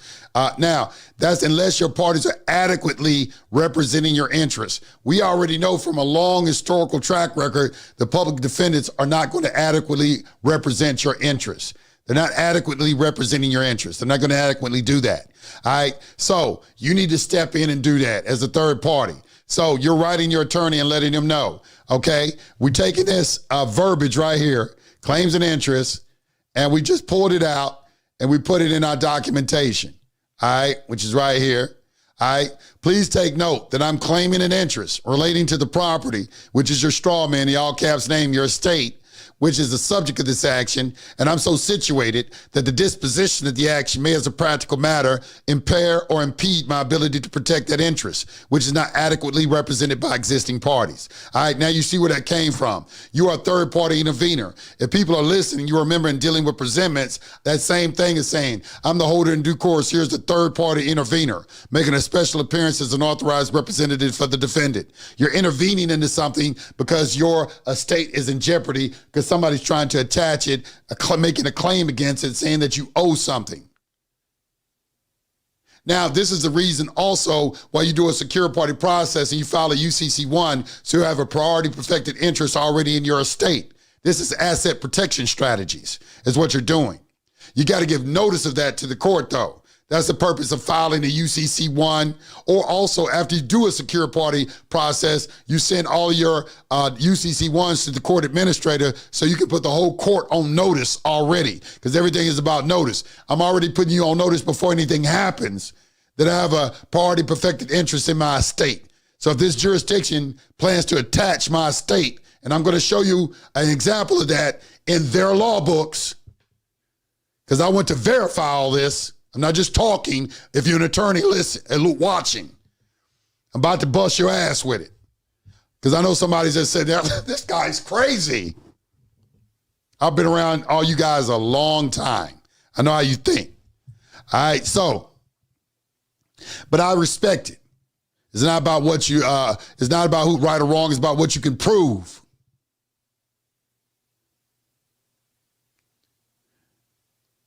So we're going to accept the contract. When they appoint a public defender, he has to put a notice of entry of appearance. Once he puts that notice of entry of appearance in, you're going to get a certified copy of that from the clerk. You're going to accept it for value. You're going to date it. You're going to put your social security number without dashes across it at a 45-degree angle. That's a banker's acceptance. You're accepting that contract. You're going to sign it with your signature in wet blue ink. You're going to put a red thumb print attaching to the last letter of your name at a 45-degree angle, and then you're going to refile it with the clerk, letting everybody know that I've accepted this contract. I've accepted the contract between me and the public defender. All right? Now, so right here it says, I accept the kind offer of the U.S. District Court, Southern District of some state, blah, blah, blah, by John Black, whoever the judge is, to appoint you as the attorney for the defendant. I accept this offer for value, and I'm returning it to you with notice to you. And now I'm requesting that you escrow your bar certificate during the course of this case and serve as my counsel in the following manner and only in the following manner. Okay, when you fire him, they're going to appoint him as standby counsel anyway. So he's going to do what you say, or he's going to be appointed as standby counsel. When they appoint him as standby counsel, you need to be prepared to take over the case if you got to do that. Because he's dishonoring you. All right, so let's look at it. Notice how very similar this is to the other one, but there's some marked differences in this one as opposed to the other one. This one is a secular letter of rogatory, while the other one was kind of, kind of religious based. But let's look at it right now. It says,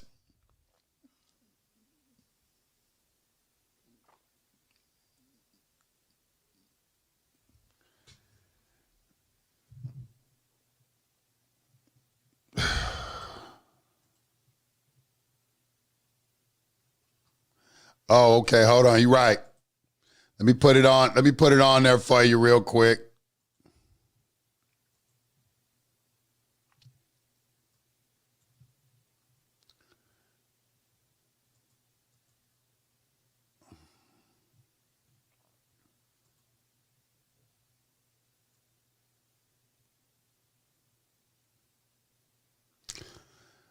All right, so this, you said I didn't say it, so let me show it to you right here.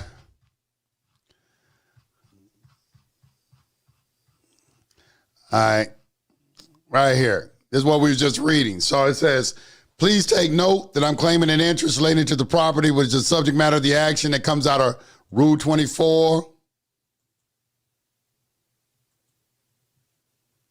Hold on, let me see. It's not showing. Let me.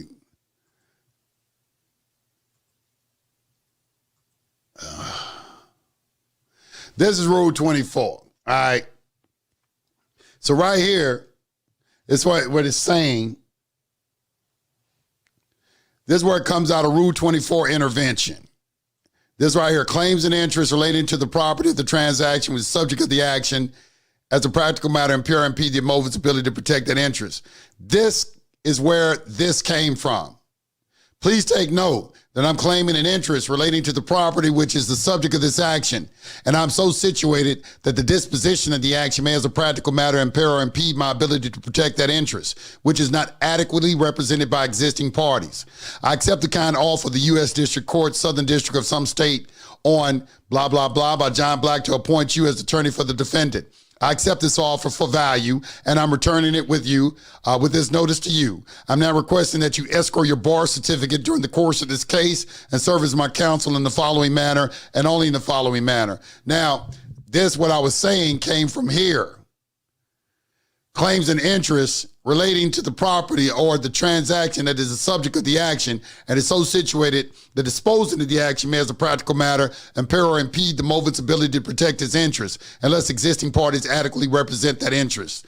We know that a public defender is not going to do that. He's not going to adequately represent your interests. He's not. All right, so we need to give him a letter, and that's what this letter is. All right, and these are the instructions we are about to give him. Is everybody with me so far? Nobody want to donate nothing else no more.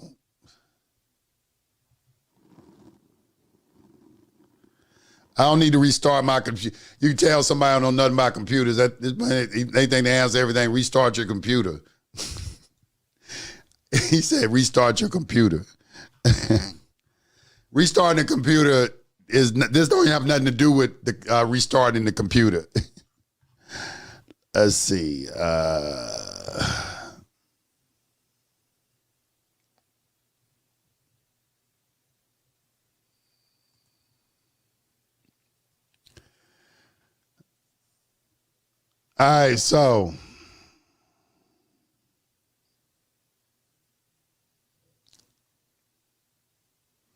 All right, so let's look at these instructions. Make sure y'all can hear me, man. Damn. Okay, everything's good. Y'all can hear me. Okay. All right, so these are the instructions that you're going to give the attorney. As there's no controversy in this matter, I do not want you to argue any facts or public issues as they apply to the defendant.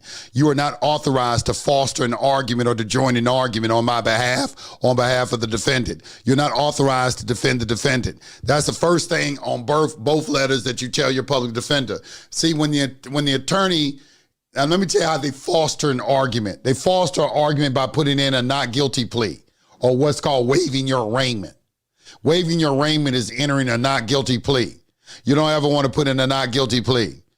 You want to give him the instructions when you go to the arraignment. He's supposed to read this letter into the record, and you let them know I'm not fostering an argument. I'm not arguing any facts. So there's no need for us to go into fact finding. Fact finding is when you go to a jury or bench trial before a fact trier. That's what the judge is. That's what the jury is. They are fact triers. We're not interested in arguing facts.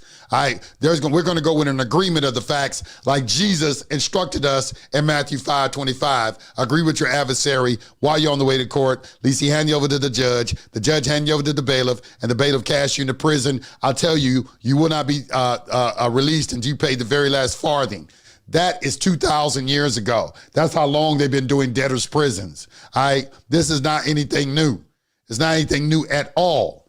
It's very, very long, very, very old. What is going on? It's been modernized, with bonds and the stock market and things like that. It's just been modernized. For you to stay in honor, I want you to enter this notice into the record by filing it with the clerk of court and by reading it into the record in open court. This is notice that I've accepted for value and returned all public offers associated with this matter, and notice that I've made every effort to reach settlement through exchange of my exemption for offset and adjustment of the public charges against the defendant. Ask the judge to take mandatory judicial notice of the private agreement that has been reached through offer and acceptance. A copy of the relevant certificate is attached. Now, this is a very important paragraph that many people miss. You should have already have put in conducted an administrative process.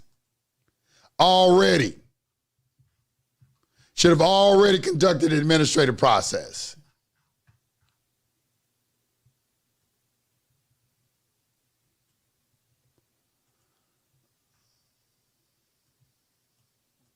And pop up over here. You should have already conducted an administrative process with it. I'm looking for this dude. I don't see him.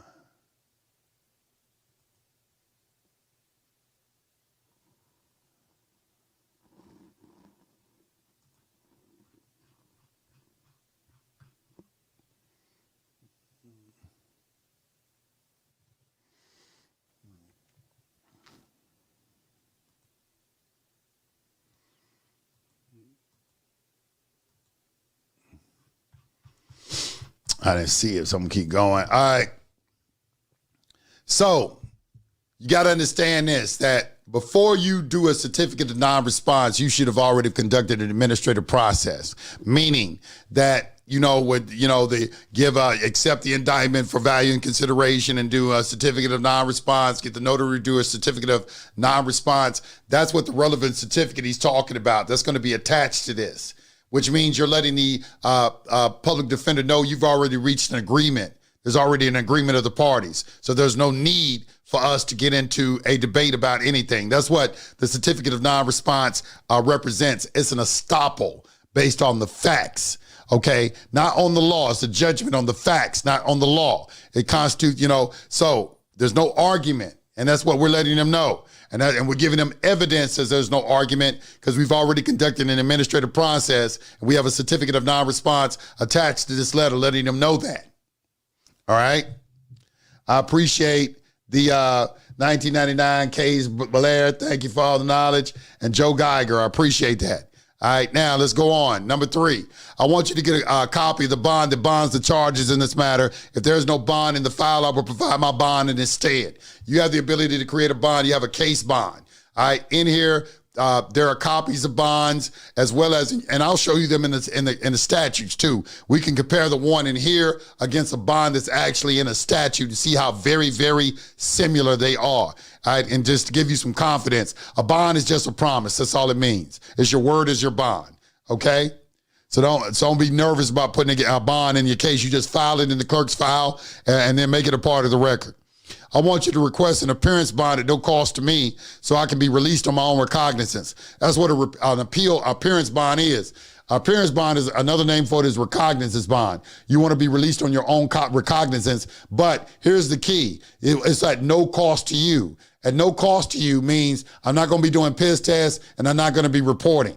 That's what they call a cost. Okay, these attorneys know what it really is. This word, appearance at no cost. Means that I'm not, that's a cost to you, cost you your time to come and do unnecessary piss tests and treat me like I'm a goddamn child. You're not a child. You're a grown man or you're a grown woman. You make your own damn decisions. I can be released on my own recognizance. I'm an honorable man or woman and I will appear when necessary. And I'll need you to check on me and make sure and see what I'm doing. Number 5, after acquiring the appearance bond, I authorize you to use my exemption to bring the accounting in this matter to closure. Request that the prosecutor write the check to close the account and release the bond to the defendant. This is when we start talking about the bid bond. When they talk, well, what bond? The bid bond. Let me get the bid bond. If for some reason my request for an appearance bond is dishonored, I want you to give notice of my intent to accept John Brown's bond for value and to use it to bond the charges using his bond as surety. His signature is the only one of record and is the responsible party. We're talking about the prosecutor. The prosecutor, he's the only one on the record because he filed an indictment. We can use his bar card number and serial placement number of his bar card to make a bond with because he has to be bonded. And if he goes and if they're not going to give me an appearance bond, I'm being dishonorable, I'm going to let you bond the case. I'm going to make you the liable party. Because now we got a creditor, a debtor in possession. Because I've accepted these charges for value and consideration. I'm not arguing anything, but you want to be dishonorable. Okay? Number 7. Now this is the one I want to talk about. If necessary, I also want to give notice of my intent to accept John Brown's bond for value and to use it to charge a Chapter 7 involuntary liquidation and start discovery under 11 U.S.C. 1126B. If the dishonor is not cured within 72 hours, I want you to file the bankruptcy petition in the federal bankruptcy court, naming the defendant as the debtor and John Brown as a delinquent creditor, along with others who have already or may dishonor me. You are authorized to distribute B-10 proof of claim forms to the dishonoring parties should there be any at the next hearing. This bankruptcy discovery process will locate my remedy and release it to me through liquidation of the delinquent creditor's assets. All right, now, this right here is a study. I had to go into some study because this is an involuntary bankruptcy. All right, it's not the average. Today, the 95% of the people, they debtors file bankruptcies. But when bankruptcies first started, the creditor filed a bankruptcy against the debtor. All right, so I had to go in and research it, and you need to do too because they know about this stuff. I remember I was about to be released and in Georgia, and Georgia had just passed a law that would allow their investigators to wiretap people without a warrant.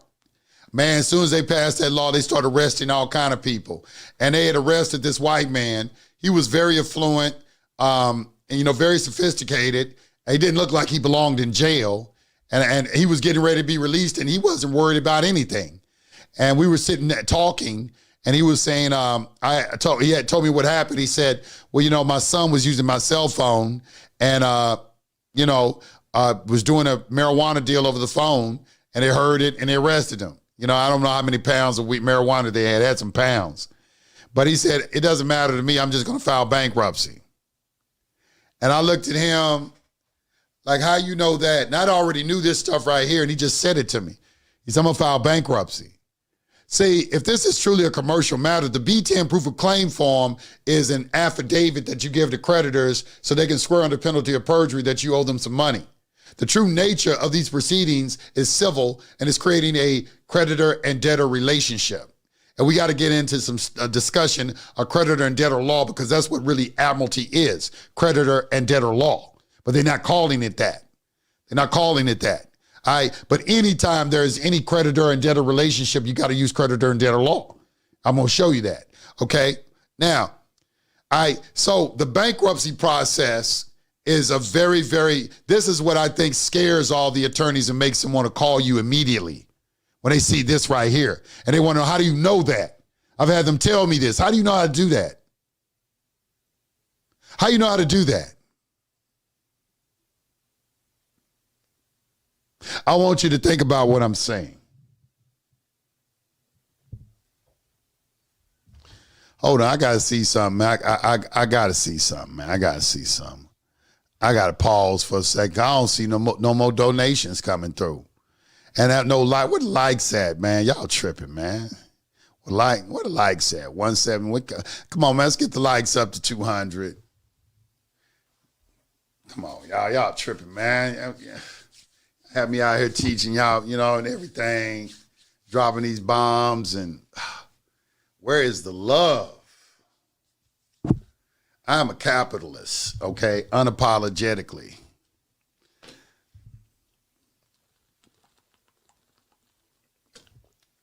Let's get it rolling.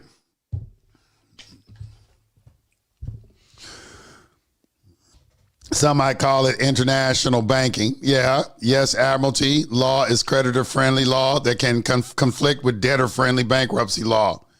I just gave you 2 likes. Okay, I appreciate the likes. I appreciate that. I smacked that like so hard, I busted the screen.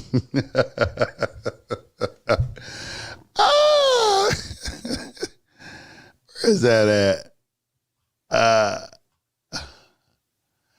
Let me do this right here. Where's this thing at?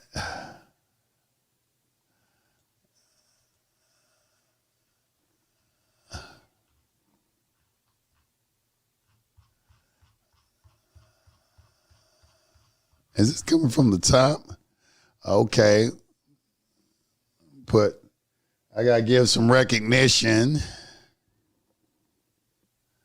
to some people.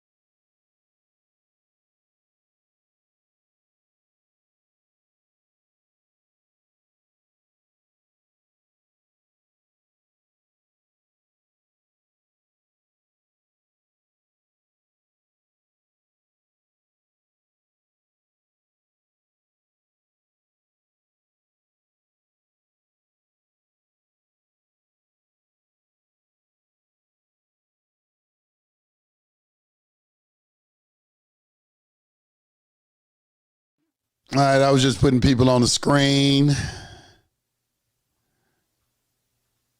I wonder if there's another way I can do that. Put that on that screen. Yeah, I can do it. You know what? I can do it down here. Right now, though. All right. Okay. Let's get back. So this bankruptcy process is we have to, that right there, number 7 is very, very powerful. Very, very powerful, understanding that you file an involuntary bankruptcy against them and start liquidation and start discovering 11 U.S.C. 1126B. This right here is you putting them under oath. That's what that B10 proof of claim form, you serve them at the next hearing and take them into bankruptcy. I haven't gotten a chance to test this yet because you'll understand why when you go read the involuntary bankruptcy rules. It's almost like they're intentionally trying to block people from being able to use this process. This is a process. I'm just telling all of you today, this is creditor and debtor. They are bankrupt. They don't have any money. They don't have any, they don't even have any ability to make a claim against anyone. And we're sitting here trying to help them and they're trying to put you in jail. And they let me know that they still involved in slavery. That's what my message, this is why I go so hard at this, because I see these people still involved. They just changed the game. They never stopped slavery. They never stopped it. They did that 13th Amendment and he moved it to the prison industrial complex. And then they just made up all these bullshit laws to make you a felon where they victimless crimes. They ain't common law felonies. They these goddamn colorable felonies and then putting y'all in jail for all this time. That's why the gun case Duarte versus the United States is so important. That's a door. That's a crack in the door. Because now we're doing a constitutional challenge on their ability to basically give you a civil death based off of some type of bullshit felony where I can't have a gun.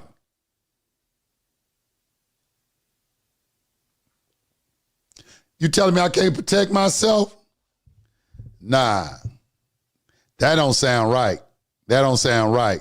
I'm going to be closely watching that Duarte versus the United States. Watching that. Bet.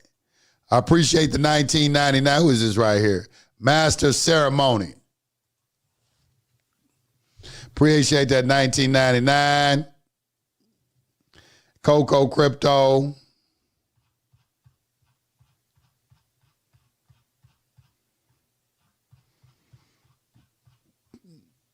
And Armand, appreciate that. All right, okay.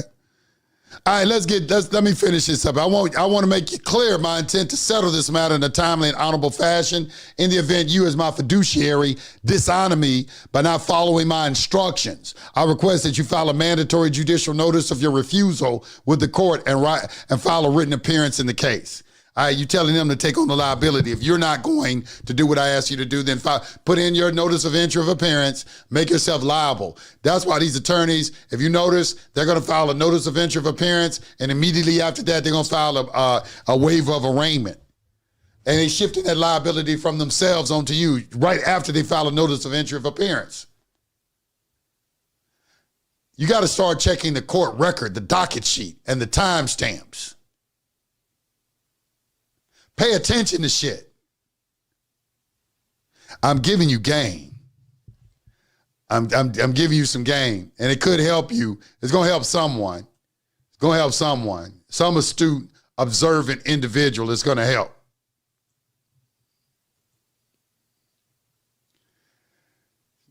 Shaggy Hippies. I appreciate the 5 bones. I appreciate that. I appreciate that. Man E. I appreciate the 20 bones. Coach MT 4000, I appreciate you, bro. Appreciate the 5 bones. Joe Geiger, appreciate the 9 to the 9th power of 9. Kays Blair, appreciate the 1999. Appreciate that. Thank you so much. All right. And that's pretty much it for that letter of rogatory today. I wanted to read that to you, and so you can compare and contrast it or juxtapose it with the other letter of instruction that goes to an attorney that I did day before yesterday. And you really need to look at both of these. And you need to look at them both so you can get to a point where you understand them and you can draft your own. You know, that's what Tamar did. Her link is in the chat of this video. The sister I was talking about, she got Prison Titans is her company. And she wrote one of these herself. And it was mean, boy. It was mean. I was like, damn, you wrote that? I was like, you know, so that should be a challenge for you. He's like, you know, let me try to write this myself and put it in my own words. That's what I would advise you to do, okay, after you do the requisite study. Now, let's look at a couple of things. We're going to look at some evidence as to whether or not this is true, all right? So let's go to back to the lab without a mic to grab. All right, so we're going to go to back to the website. Let me see the website on here. All right, we're going to go to, where are we going? We are going to, I think I'm going to go right here. Is it right here? And under case law, this Georgia Criminal Code. Now this, I went into Georgia and got this. And this is OCGA 1711-1. All right, this is right here. Now, this is criminal procedure in Georgia. Criminal procedure. All right, so this talks about liability. Now, we should study 1711-1 and 1711-4. All right, this goes against the prosecutor. This goes against you. Now, in admiralty, the prosecutor and the defendant both had to put in a bond under admiralty. They called it a caution. Okay, and it is to indemnify the court and the sheriff and a lot of different things. You cover the cost of the case in case you lose. I'm going to show you that in here where they have to indemnify. All right, this right here is the bond that the prosecutor has to file for in case he loses. All right, but let's look at this right here. This right here is talking about putting a lien against the defendant. Because they try to tell you, well, this don't have nothing to do with liens or nothing like that, Yusuf. That 27 CFR 72.11 has no application in these court cases in here today. But right here in Georgia, here's what, listen to this. It says, the cost of a prosecution, except the fees of his own witness, should not be demanded of a defendant until after trial and conviction. If convicted, judgment may. Now, this word may is deceptive. It makes it sound like you have an option, but a may in legalese means something different. It means you must. Judgment must be entered against the defendant for all costs accruing in the committing and trial courts and by any officer pending the prosecution. The judgment shall be a lien from the date of his arrest on all the property of the defendant. The clerk shall issue an execution on the judgment against the property. So here they are, they put a lien on all your property. And what it's called a 5-fay. Right here, they address that the judge has no discretion. Right here. They said, while the word may ordinarily denotes permission and not commandment, the use of the word in the second sentence of this section cannot be construed to mean that the trial judge is vested with discretion in the matter of taxing the cost against the convicted defendant. There is no provision of law for the payment of the fees of the officers of the court when the judge, in the judge's discretion, fails to tax the cost against the convicted defendant. And it cannot be assumed that it was ever intended that the compensation of these officers should rest in the discretion of the judge. That's because he's an administrator.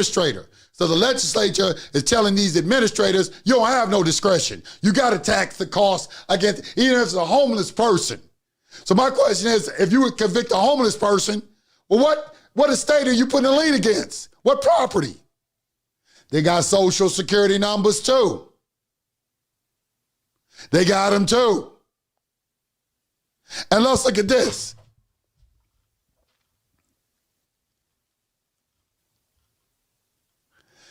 5-fay.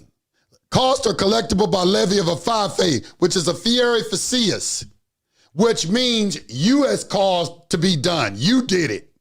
That's what that word means. Costs in the criminal prosecution are collectible of the defendant by the levy of a 5-fay at the termination of a prosecution if it finally results in the conviction of the defendant. This criminal procedure now. What's all this with these liens and all this commercial? Come on, attorneys out there. What is this shit?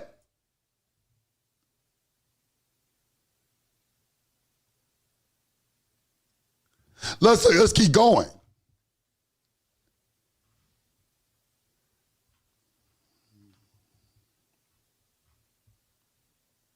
Cost of collectible levy of a fee. Fee.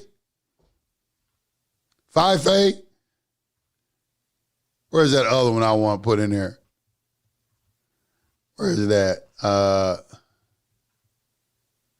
Cost of feeding prisoner while prisoner is in prison, awaiting trial, or part of court costs collectible from defendant. So while you in that county jail and thinking all that food is free, that food not free. They getting that money from you. They taking that out your ass. That's a part of you running up a bill, and when it's finally time to get paid, they're going to add that in, and they're going to put a levy, a part of the lien. So how much is it costing? I request the Honorable Judge direct the prosecutor to provide the assessment for the charges, along with a certified audit trail of all transactions, including voucher, as well as all disbursement documents and receipts. Let me know. I'm going to rebut any presumption that I'm not interested in the cost. Because they're presuming that you don't want to know. They have that right.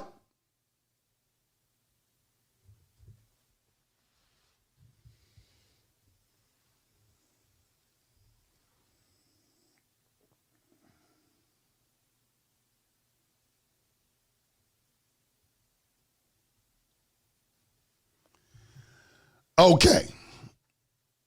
This is all, y'all need to get in them law books. Go to the law library and start studying this stuff. Start studying the tax. Let me show y'all something else. Let me show you something else.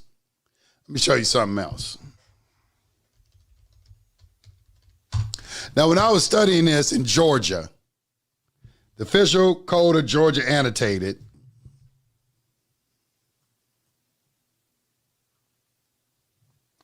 Let me do it. Let me go to Justia. All right, so here's the official code of Georgia annotated. And if you notice right here, this criminal procedure, this is the title I was just reading from. Title 17, Crimes, Victims, Bill of Rights. 1711 is right here, assessment and payment of costs of criminal proceedings. All right, 11. All right, but if you notice right after criminal procedures, debtor creditor. Debtor creditor. So if I click on that and I look at debtor and creditor relations, all right, general provisions, creation of a debtor creditor relationship. Whenever one person, by contract or by law, is liable and bound to pay another an amount of money, certain or uncertain, the relation of debtor and creditor exists between them. What the fuck are y'all talking about that you're going to put a lien on the criminal defendant and then turn around and say the creditor and debtor law don't apply? Am I reading this wrong? Somebody go get this shit to an attorney and ask them to explain this shit. If 27 CFR 72.11 don't apply, then what the fuck am I reading?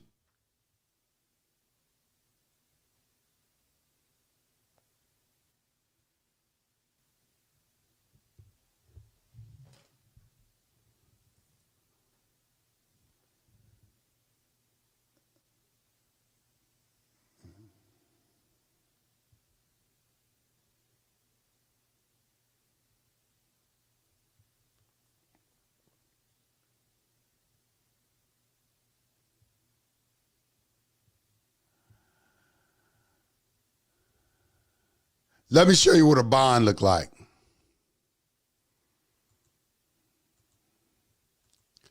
We can go to the same creditor and debtor, Title 18, and we go to attachment proceedings. When you attach property, general provisions, and now here, bond requirements.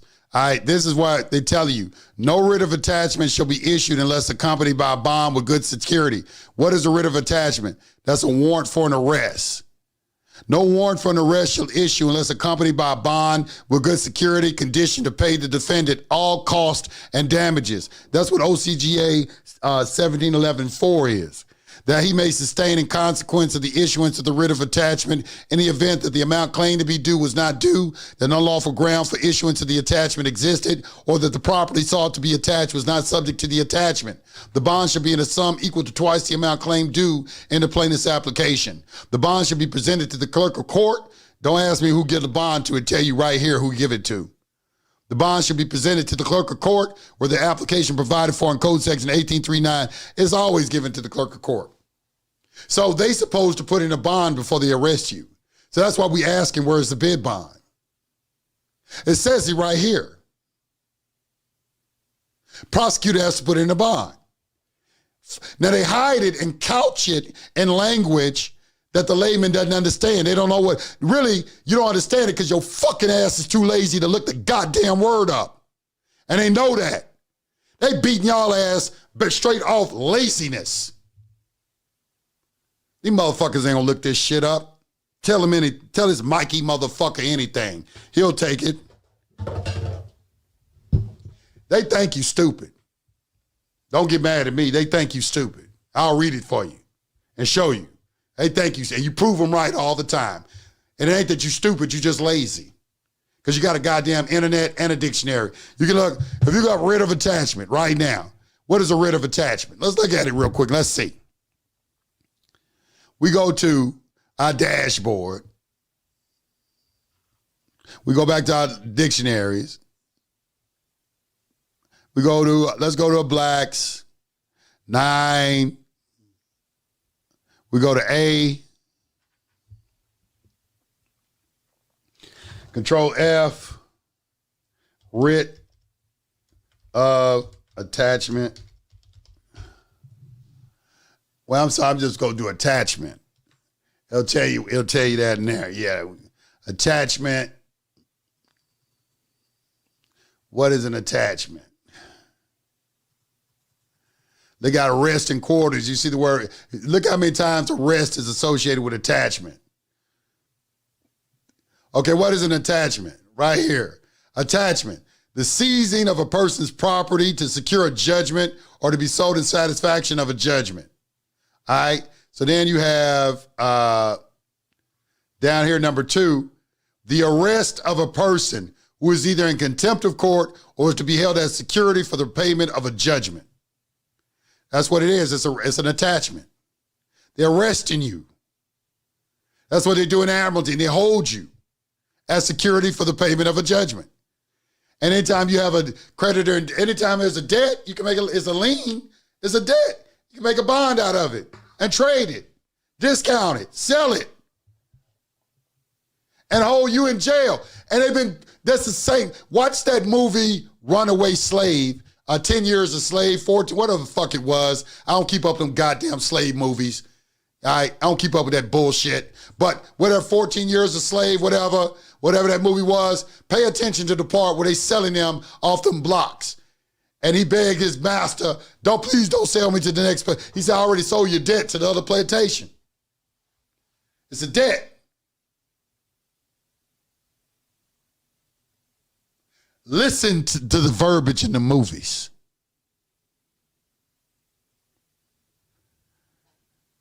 It's slavery.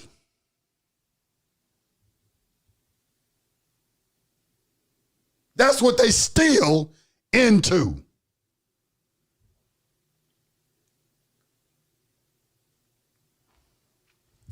Some of y'all don't understand. You don't see the game. You call me, say I'm the motherfucking sellout.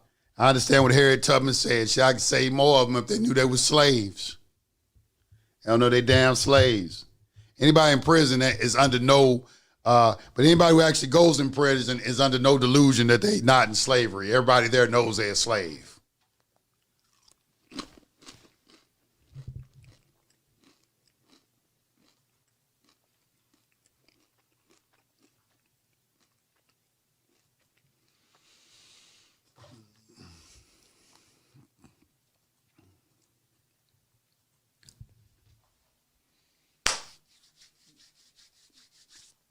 All right, let's see what we got. Where is that thing at? Yeah, there it is right there. I guess, what time? Oh, damn, it's 10 o'clock.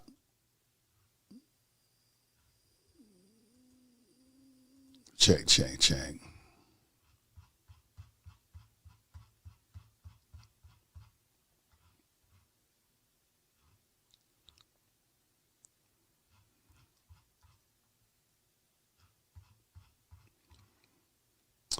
So I hope this helps somebody.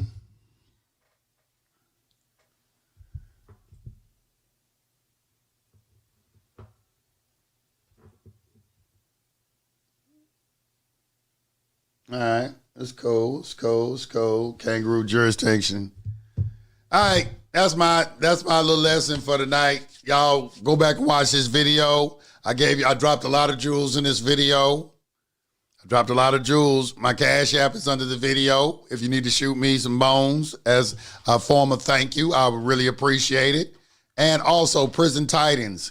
If you know someone who is currently going into some sort of criminal procedure, I am working with some people that are helping individuals with that. You can click on Prison Titans and tell her your situation. Hey, we're trying to work and help some people. But it's we can't help everybody, because you gotta be able to help yourself too, because we can't go into court. We're not attorneys or nothing like that. Can't go into court for you or nothing like that. That's why I'm teaching. I'm trying to give people, at least some information to where if they are in a situation, they can have some kind of hope and then they have some sort of direction and a pathway that they can walk down and start seeing the truth and maybe can help them with their situation. It's tough getting out of jail, man. It's really, really tough, and I understand it. But, hey, the creator, if you pray and ask the creator of the boundless universe for some direction and guidance and for some assistance, your wish will be granted. That I can assure you. With that being said, like, comment, and subscribe on this video. Hit the notification button so you can click all so you can get a notification whenever I do these videos. Share this video with someone you know as well and help the analytics of this channel, because they're shadow banning the hell out of the channel in the first place. So we're going to have to overcome it with brute force and sheer numbers. All right, with that being said,